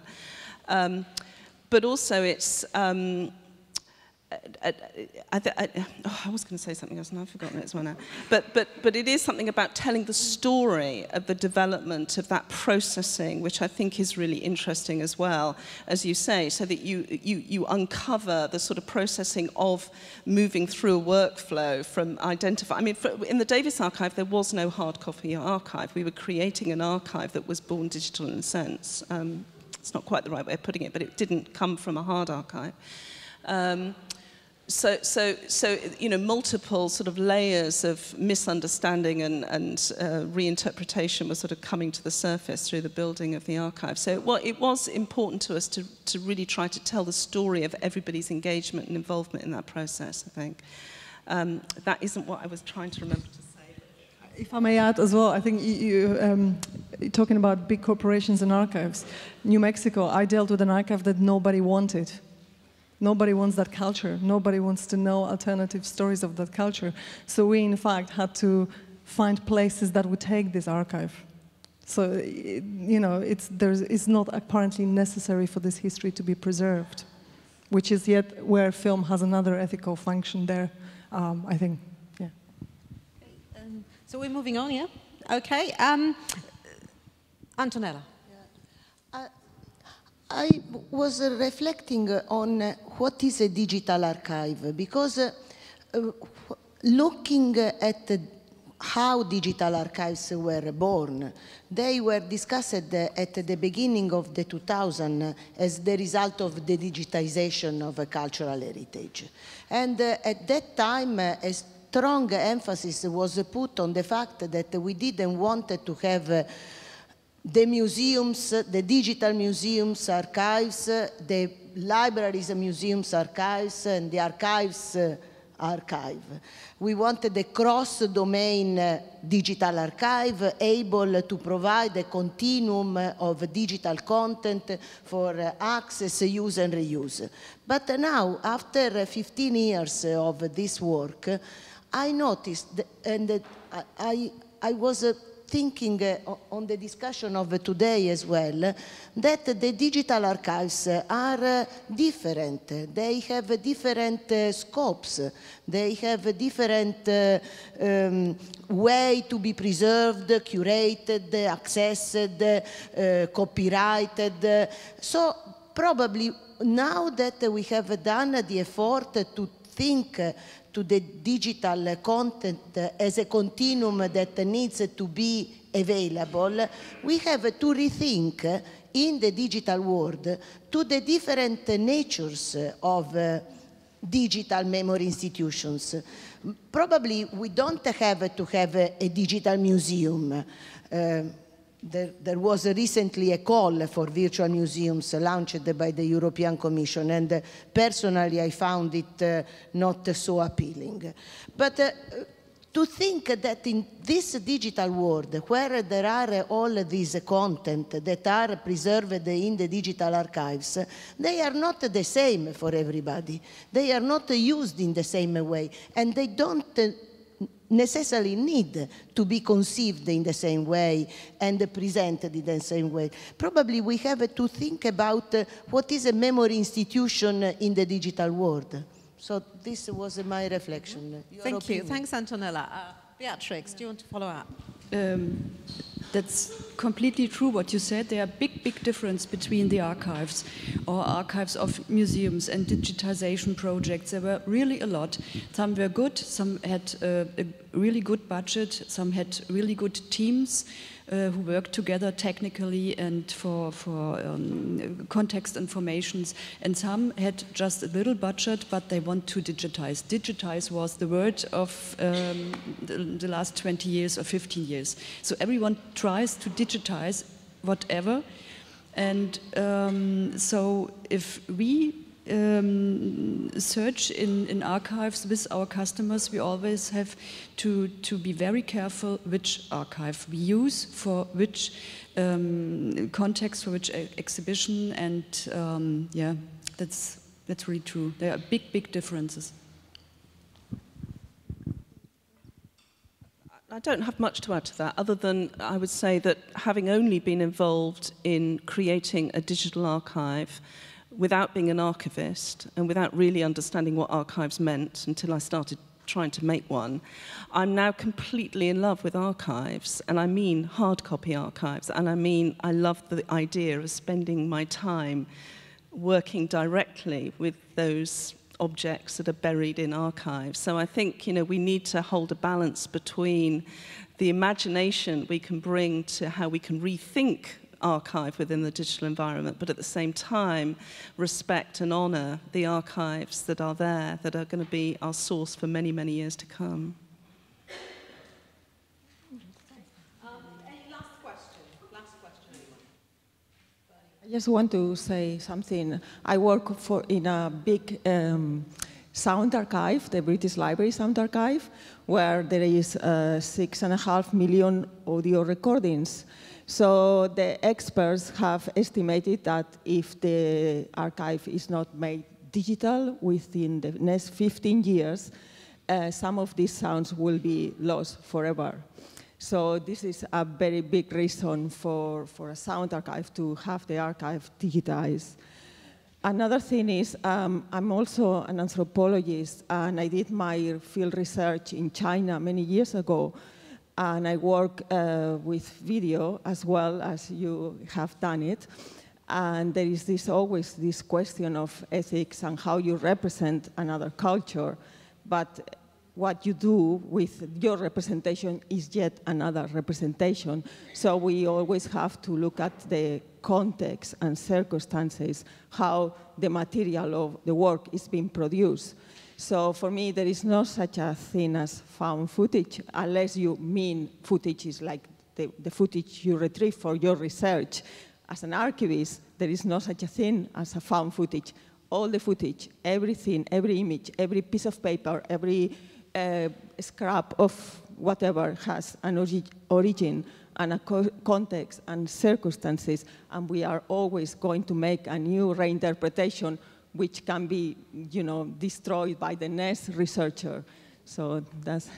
I think that's a really beautiful point, that the role of people working with archive is maybe to provide an account, an ethical account of their acts of finding things. So that's a kind of, so before we go and make anything else, projects, apps, other things, you kind of give an account of that relationship, and you write yourself back into your app, into your platform, into your digital museum, into all those things. And on the top of that, I document performances as I'm curator of drama literature recordings.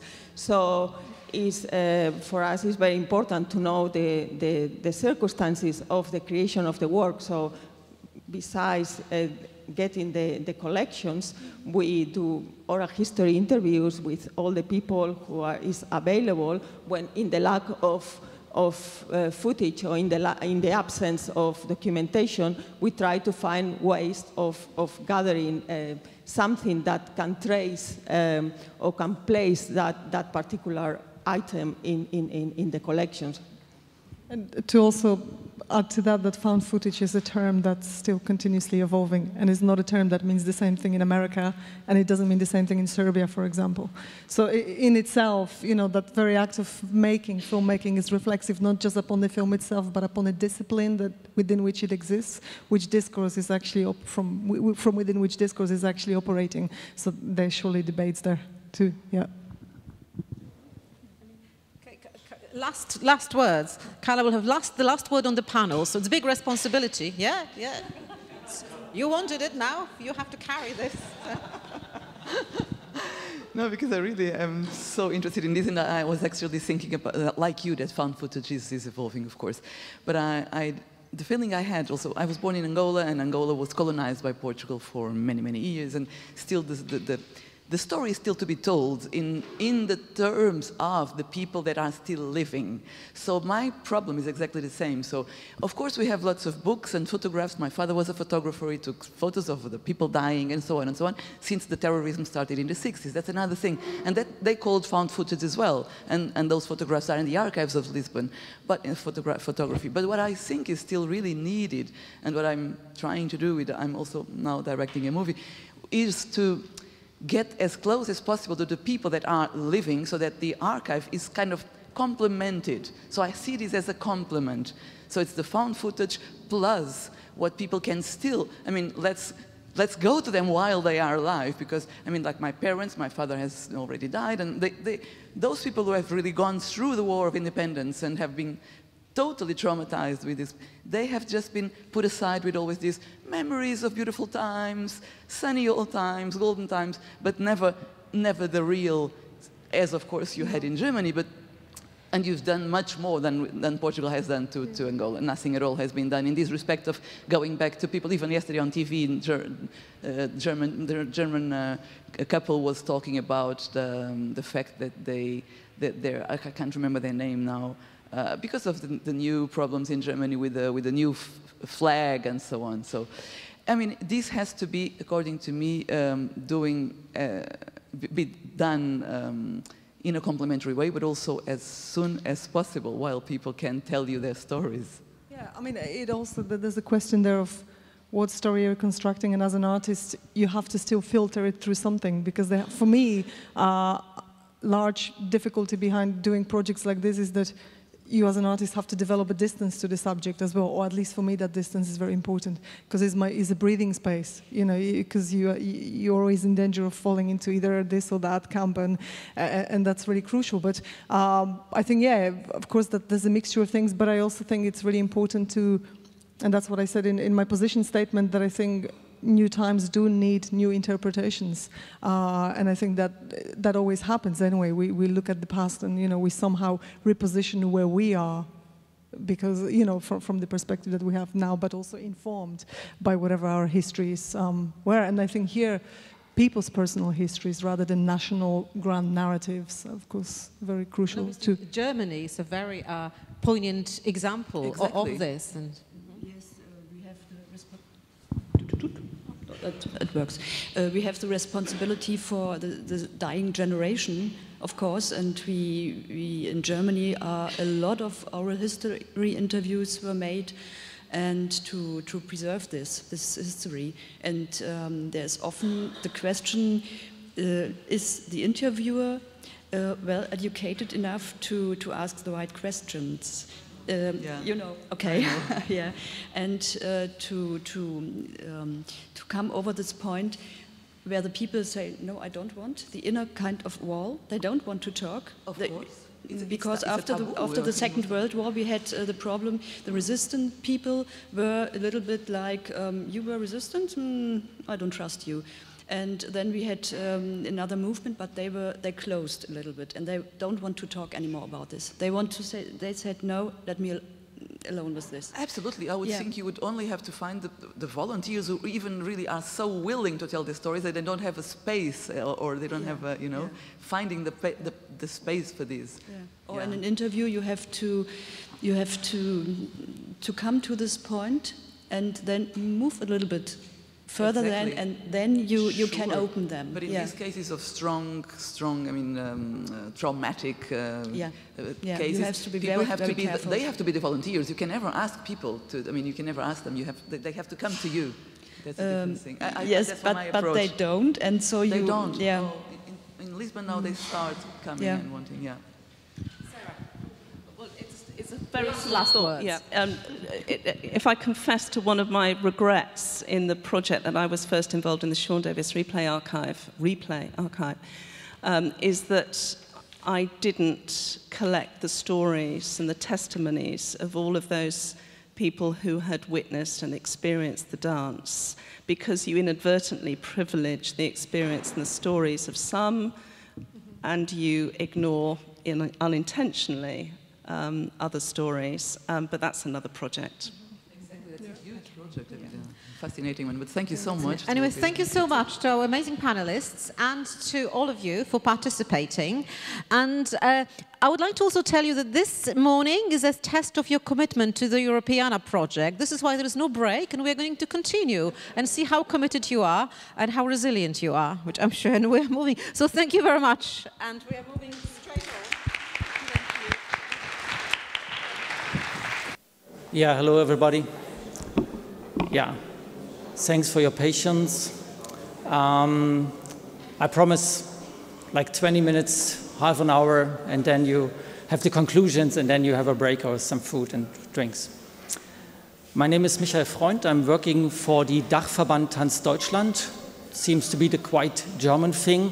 It's an umbrella organization for dance, and we work for dancers, working in ballet companies, working in independent contemporary dance companies. We even cover the dance studies field, so dance researchers are also in their community part of our network, as well as dance medicine, and as well as the dance archives. So I have the pleasure, I'm very proud of being invited to say something about our work and our approach to those questions you talked about. But before I start, I would like to give you a small intro of what we normally do.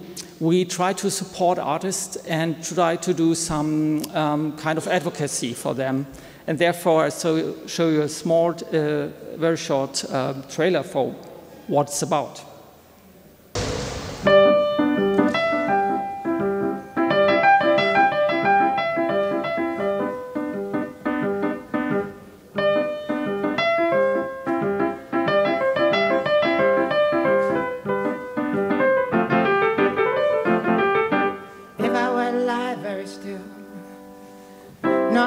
Till the morning came. If I was so big, so huge, so wide, so heavenly, I could feel you. Would you believe me? Would you believe me?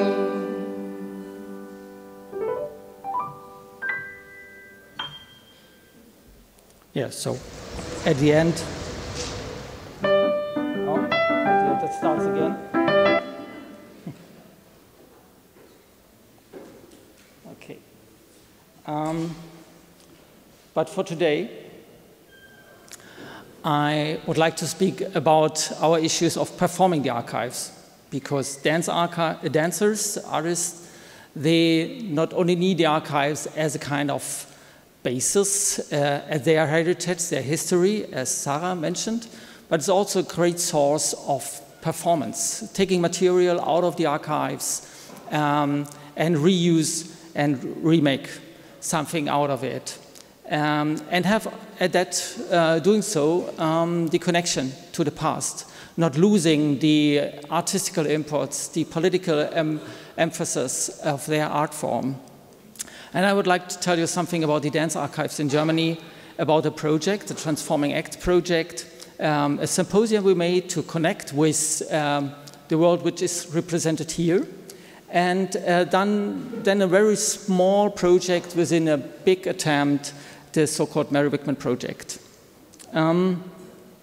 You, of course, know that is also our core issue, that dance is for us quite important part of the cultural heritage. It is that exotic form of the intangible cultural heritage, and it creates of course, some challenges for all these questions of digitalization. Not only the IPR challenges, but also challenges in digitalization and modeling, as it is combining at the same moment motion, dynamics, expression, so quite another thing than rather than digitize a vase in a museum. What we are doing, we gather 5 important archives, dance archives, which you see here. The dance archives in the Academy of the Arts in Berlin, then the German Institute for Dance Films, German Dance Archive in Cologne, a dance archive or media or video library at the International Theatre Institute, and the dance archive in Leipzig. And we have a regular exchange with an also very well-known archive, the archive of the Pina Bausch Foundation, where we exchange questions like, how is it about linked data? What is an RDF data set of the archive? Sorry. And so we deal with all these questions, metadata, digitalization, but as you saw, there is some financial means we need for that, and that still needs in our business, because we are not the museum world.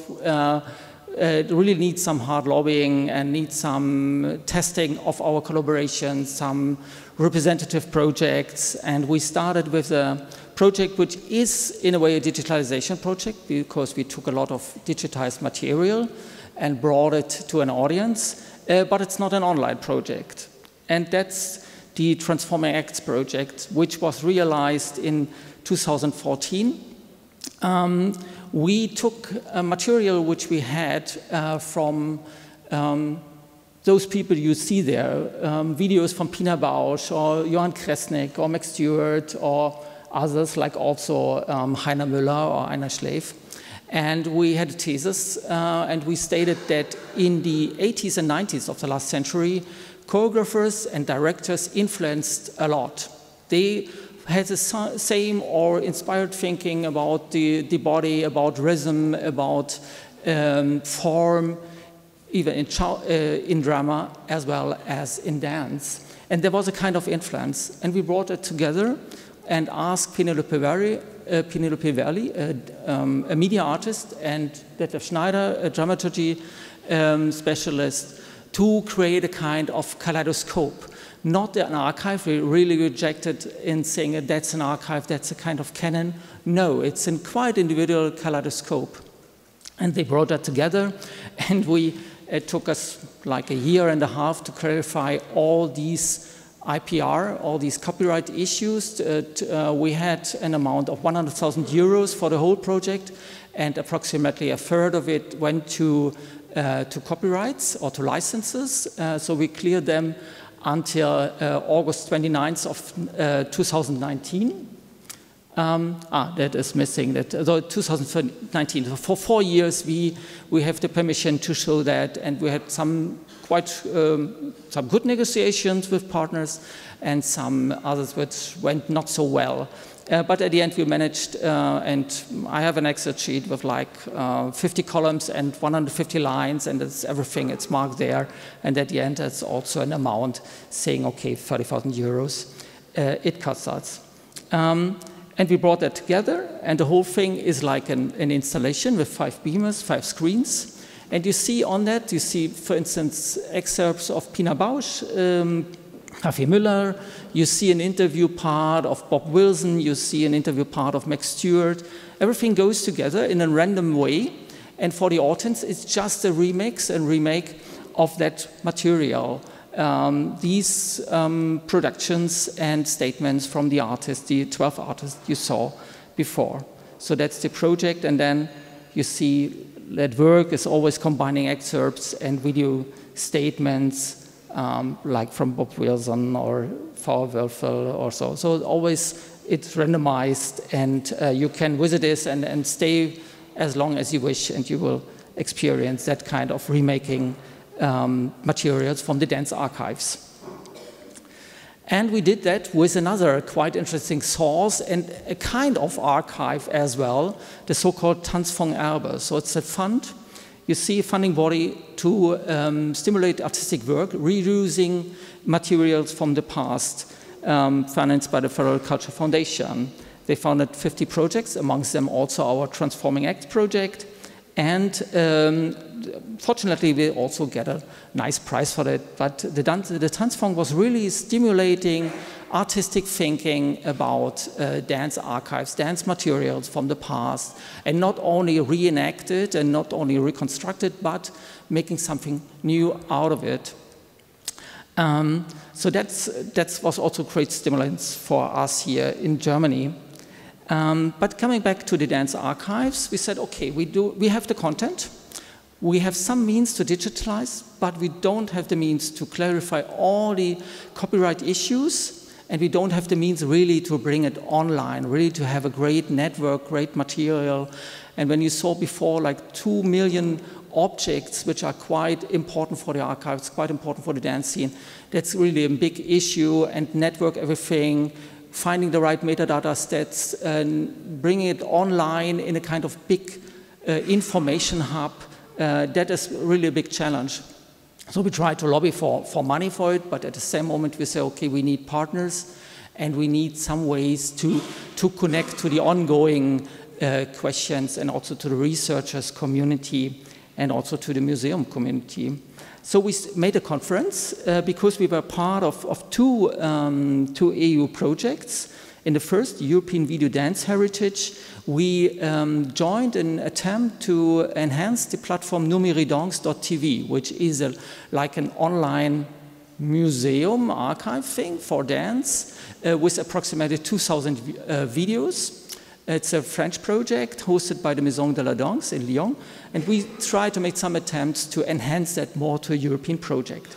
But for the now and running project, the ETN DCH project, we are also an associate partners, and we made a conference where we brought together different ways of approaching the whole digitalization and dance issues. And I will switch to another short clip presenting you the spirit and some of the issues. And it might be for you very, let me see, where can I approach it?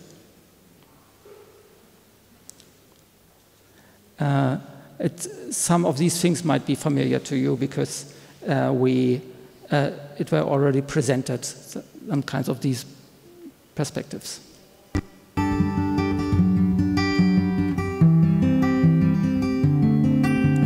Conference we made last year in November in our premises in Kunstquartier Bethanien, brought together partners from Athens, Cyprus, from the UK, from Germany, artists, researchers, small and medium enterprises in that symposium.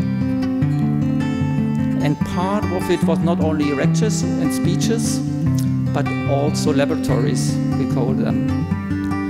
So we worked with dancers from the Sascha Waltz company, famous company here in Berlin, and Josef Kluger, film director, and he works with the Parallax camera with the Fraunhofer Institute, and we negotiated quite a lot. You see it because you don't have the glasses, you don't wear the glasses to have these 3D images, but of course you see it's some fun to work on it, to change the angle of the Parallax camera. We had colleagues from the University of Stuttgart working on photogrammetric things. That's, of course, very well known for you. And that body motion capture suite, transferring the movements into a 3D model.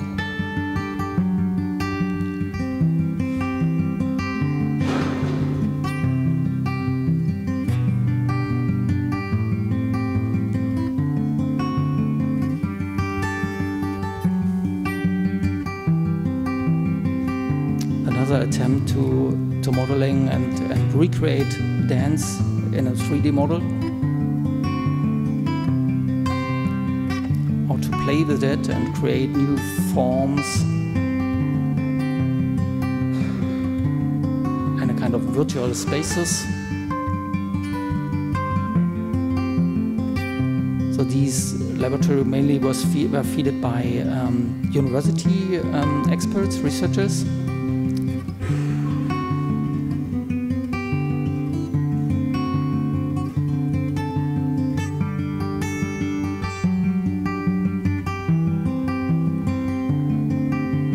That's quite comparable to some of the attempts the eSpace project made, of course, in the dance pilot. So, and Sarah also was with us to present that. And then artistic attempts to work with 3D material, 3D data, creating space, creating interference.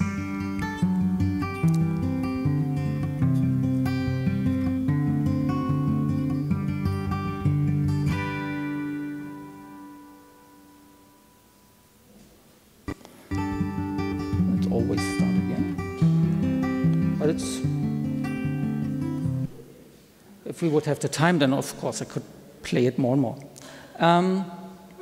But getting back to the dance archives, okay, we have partners. We some know to some extent we know what the innovative developments are, because when you try to get your material, your old stuff in 2D to get it digitalized, it's quite hard to ask for these simple things. You always have to think about the research on that and to think about the innovative models for dealing with that to at least get some support. And we of course thought, okay, we have a really very big project, really quite a lot of material. How can we narrate it? How can we start? What could be an idea to step into the field and to provide a kind of pilot project? And then we thought about Mary Wigman. Mary Wigman is quite a famous figure in dance history. Lived until the 70s of the former century. And for a longer period, in the 30s and 40s of the 19th century, she lived in Dresden. And of course, she is quite a remarkable figure for the new German dance developments, for the Deutsche Tanztheater. Is really like a key figure in it, and everyone knows her, and everyone, also from the politician side, at least is somehow informed about that. So we said, okay, let's start with her. And there are some developments which in the next years come together with a quite interesting way. Because,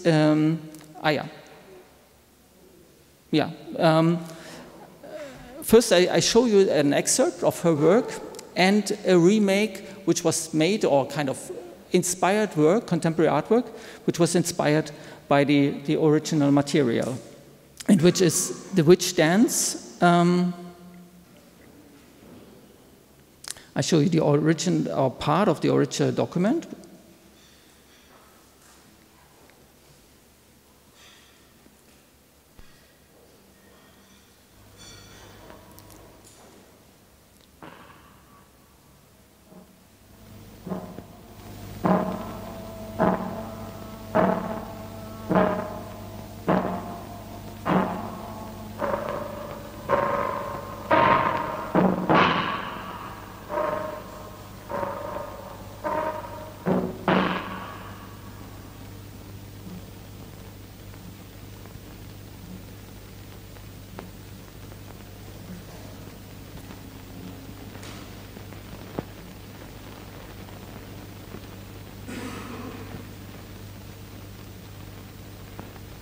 Okay.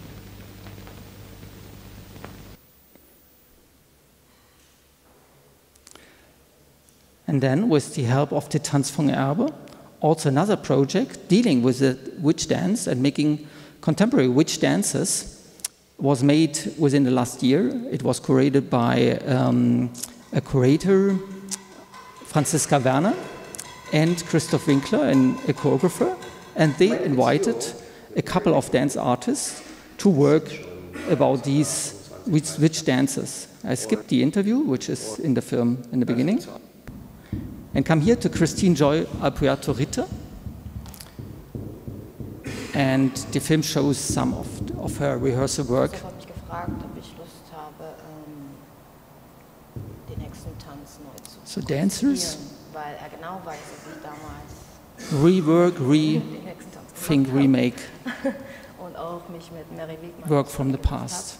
It's not as simple or as perfect as one can think a reconstruction. It's just a work inspired. Gerade weil ich das Original kenne und aber jetzt mit ganz verschiedenen anderen Stilen arbeite, fand ich das auch eine sehr gute Idee und habe gar nicht lange überlegt und wollte die Herausforderung annehmen, auf jeden Fall. Okay. Und so that's like the connection I really would like to make between the material of the past and the remake and reuse of contemporary artists, which we try and really would like to enhance and to stimulate and to support. And in the same moment, a quite interesting other development is that the Mary Wigman studio in Dresden, where she lived and worked in the 40s of the last century, is now transferred into a new contemporary dance center or new production center for contemporary dance. So you see there the villa she lived in was also equipped with a bigger dance studio. And then in the GDR times, it was also used as a small stage for the opera. Now it looks not that nice outside the building, but inside it's still you see the architecture from the Bauhaus, inspired by Bauhaus, and you still see the different studios and the different interiors there. So there is a new development in Dresden, keeping that building for contemporary dance, using it as a production space, but not losing the historical importance of the building, and find ways to revitalize and also renovate or reconstruct that important building. And it appears a little bit smaller than I have it in my presentation, but you see there is the entrance from the left, and you see different studios, and then that bigger dance studio which we had in the photo before. So that's a great attempt to keep the place for contemporary dance, but in the same moment create some kind of physical or virtual presence of Mary Wigman and her work. And the idea now is, where contemporary dancers work in that building in the future, they will work there, rehearse, present their work, to have a virtual reality or virtual presence of Mary Wigman in the building. First step, we used a project from the Technical University of Dresden, the visualhumanities.org.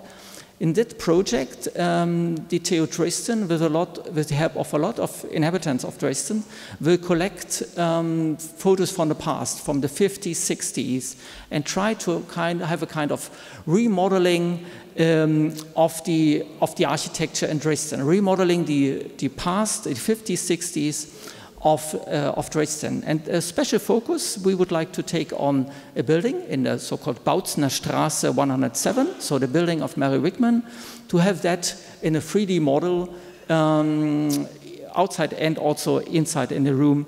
So have out of these photos, creating photos like that. There are some more, of course, in the Cologne and Berlin archives. Create that kind of impression, that 3D impression. So when you enter the building, when you enter like in a museum, you will be within an augmented reality or virtual reality. You can shift from the current time, from the present to the past, and see how was the building beforehand. But if we are better than that, we try to transfer also that 2D image from the Hexentanz, with the help of a British company, from 2D film material into 3D virtual presence. And then also could be an idea to capturing and modeling contemporary dance, that kind you saw, or even other works, or even new created work. And then bring everything together.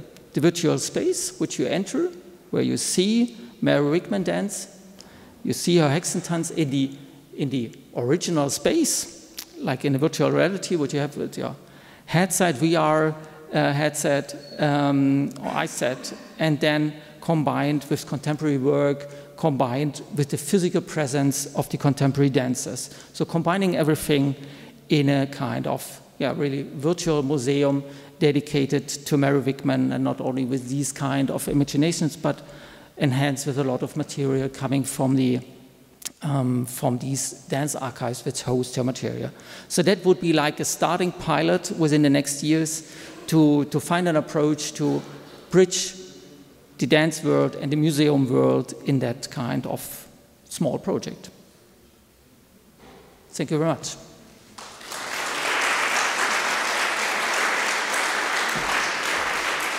Thank you very much.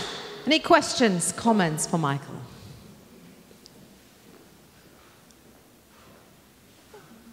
Sarah. A roving mic? Or I'll just give you mine. I might get told off. Shall I go ahead?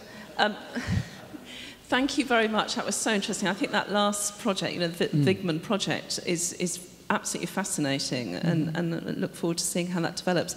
Can you say a little bit more about how much of the found footage, to use the term we've been talking about, how much archival content from Wickman is part of this project? Because I really like the way you were talking about, bringing the contemporary and the Wickman footage together, and and so on. But what's the sort of how much content are you working with? What's the sort of volume of content you're working with?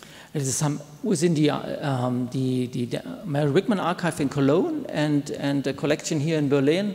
We have like approximately some hundreds, some 500 documents, scripts, photos, even some small film parts, and we really try to bring as much as possible into that, really to have connections also about how the work was created, what were the political circumstances she worked on with, so all that stuff, bringing the photos together, also find links of her work to create Palukka, for instance, to Pina Bausch in a way, really to find these extensions, and then also bridge it to documents which we have all these reconstructions or remakes of her dances, or even dances by Doro Heuer, all these figures which were quite important for the Deutsche Tanztheater.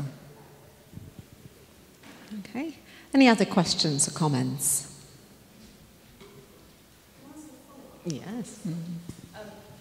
You probably know, there's some really lovely notebooks of hers in the New York Public Library. Oh, okay. And I just wonder whether or not that's something you're going to be including. I think I'm right. Looking to Hetty. Yeah. Have you seen those? Yeah, they're really beautiful original notebooks from Wickman. Might be worth. Yeah, absolutely. I mean, Mary Wickman and Laban, there are some of these, in their times, very famous choreographers and artists, which are quite interesting also in terms of bringing collections together, because even in the case of Laban, a lot of material is really spread in the whole world. And that could be, of course, the idea to bring it in a virtual way together and have everything together like in one archive, which you can only do in a virtual way, of course. Any more? Okay, Antonella. I have a general question about the examples of artistic productions that we heard this morning. That is, do you have an idea of how much of this work lives in the social network? Because we know that the new generations spend the most of their time on the social network. Do you have an idea of how much of your work lives there, is commented or shared? Do you mean the contemporary dance work or even the historical material? Yeah, contemporary arts, because we had the other presentation this morning about visual arts, if we can define it as a visual art, I don't know. I mean, not really precise information, but an experience is that, for instance, years ago, when you try to have something from the archive, it was quite hard to get the material out because for copyright issues, it was not possible to take the films out. But nowadays, when you look for something and you cannot really find it in the archives, most probably you'll find it on YouTube. Because also that Hexentanz film we take it from YouTube. And YouTube, of course, is one of these also partly illegal archives where you can find a lot of that. But regarding sharing material on Facebook, I mean, a lot of dancers share part of their material on Facebook, more rehearsal stuff or ad hoc stuff, rather than having really their performances online. Then they share it more on Vimeo. But that is then again the whole IPR issue starts again, and that is of course a grey issue. And when we think about it, we say, okay, think copyright, but also manage copyright. That would be my mantra, to say manage copyright. You cannot really solve all these questions, but at a certain extent, you can try to manage it. So, and be fair, and try to be fair and try to communicate what you are doing. But it's impossible to clarify everything. But indeed, you are not allowed to digitize or present material if you're not clarified everything, which is okay. At the same moment, then works like that wouldn't be possible. Just a very, very brief and practical question regarding your attempt to transform the 2D videos into the 3D space. Can you just anticipate the advantage that you see in this? I mean, because I don't know if you're just augmenting the space, but hopefully also visualizing her solo in different angles. Of course, it's so extreme.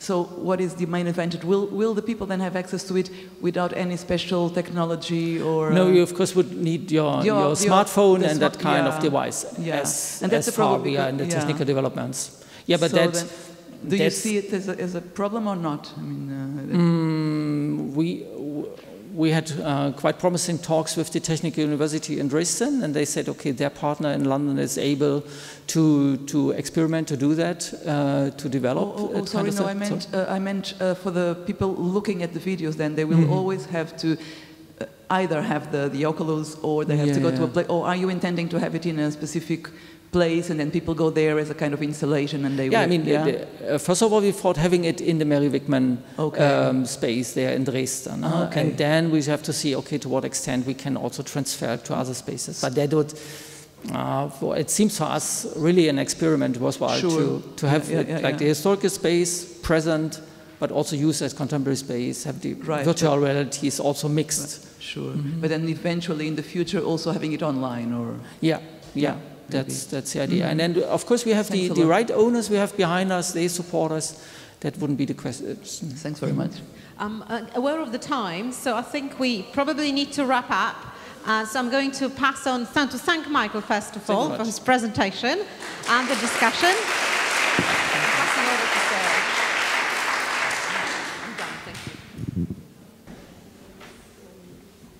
So I just want to lend my thanks as well to Michael for a wonderful conclusion to our conference, and thanks also to Joanna for chairing this morning so well. We are complete now. This is the end of the conference, so I just want to thank all of you for coming and being part of what feels like a very special 2 days for us. Keep in touch with the project, please. You know where the website is, you know our social media, our Facebook, our Twitter account and so on, so please do keep in touch with the project. But I do just want to thank very much our hosts, Monica and her team, for hosting us here, and all the technical support. Thank you very much. Thank you to our keynotes over the last 2 days. They've been wonderful. All our speakers, our panel chairs and so on.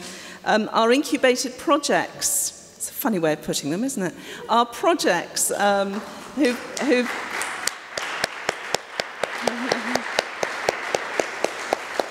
who are still incubating, but feel like they've been a really wonderful addition and contribution to the conference. Thank you, and I hope everybody who's been here has had a chance to talk to the project teams, to our pop-up museum team at the back for a wonderful exhibition. I think that's all I'm going to say. So thank you very much indeed. Thank you for coming. Bye-bye.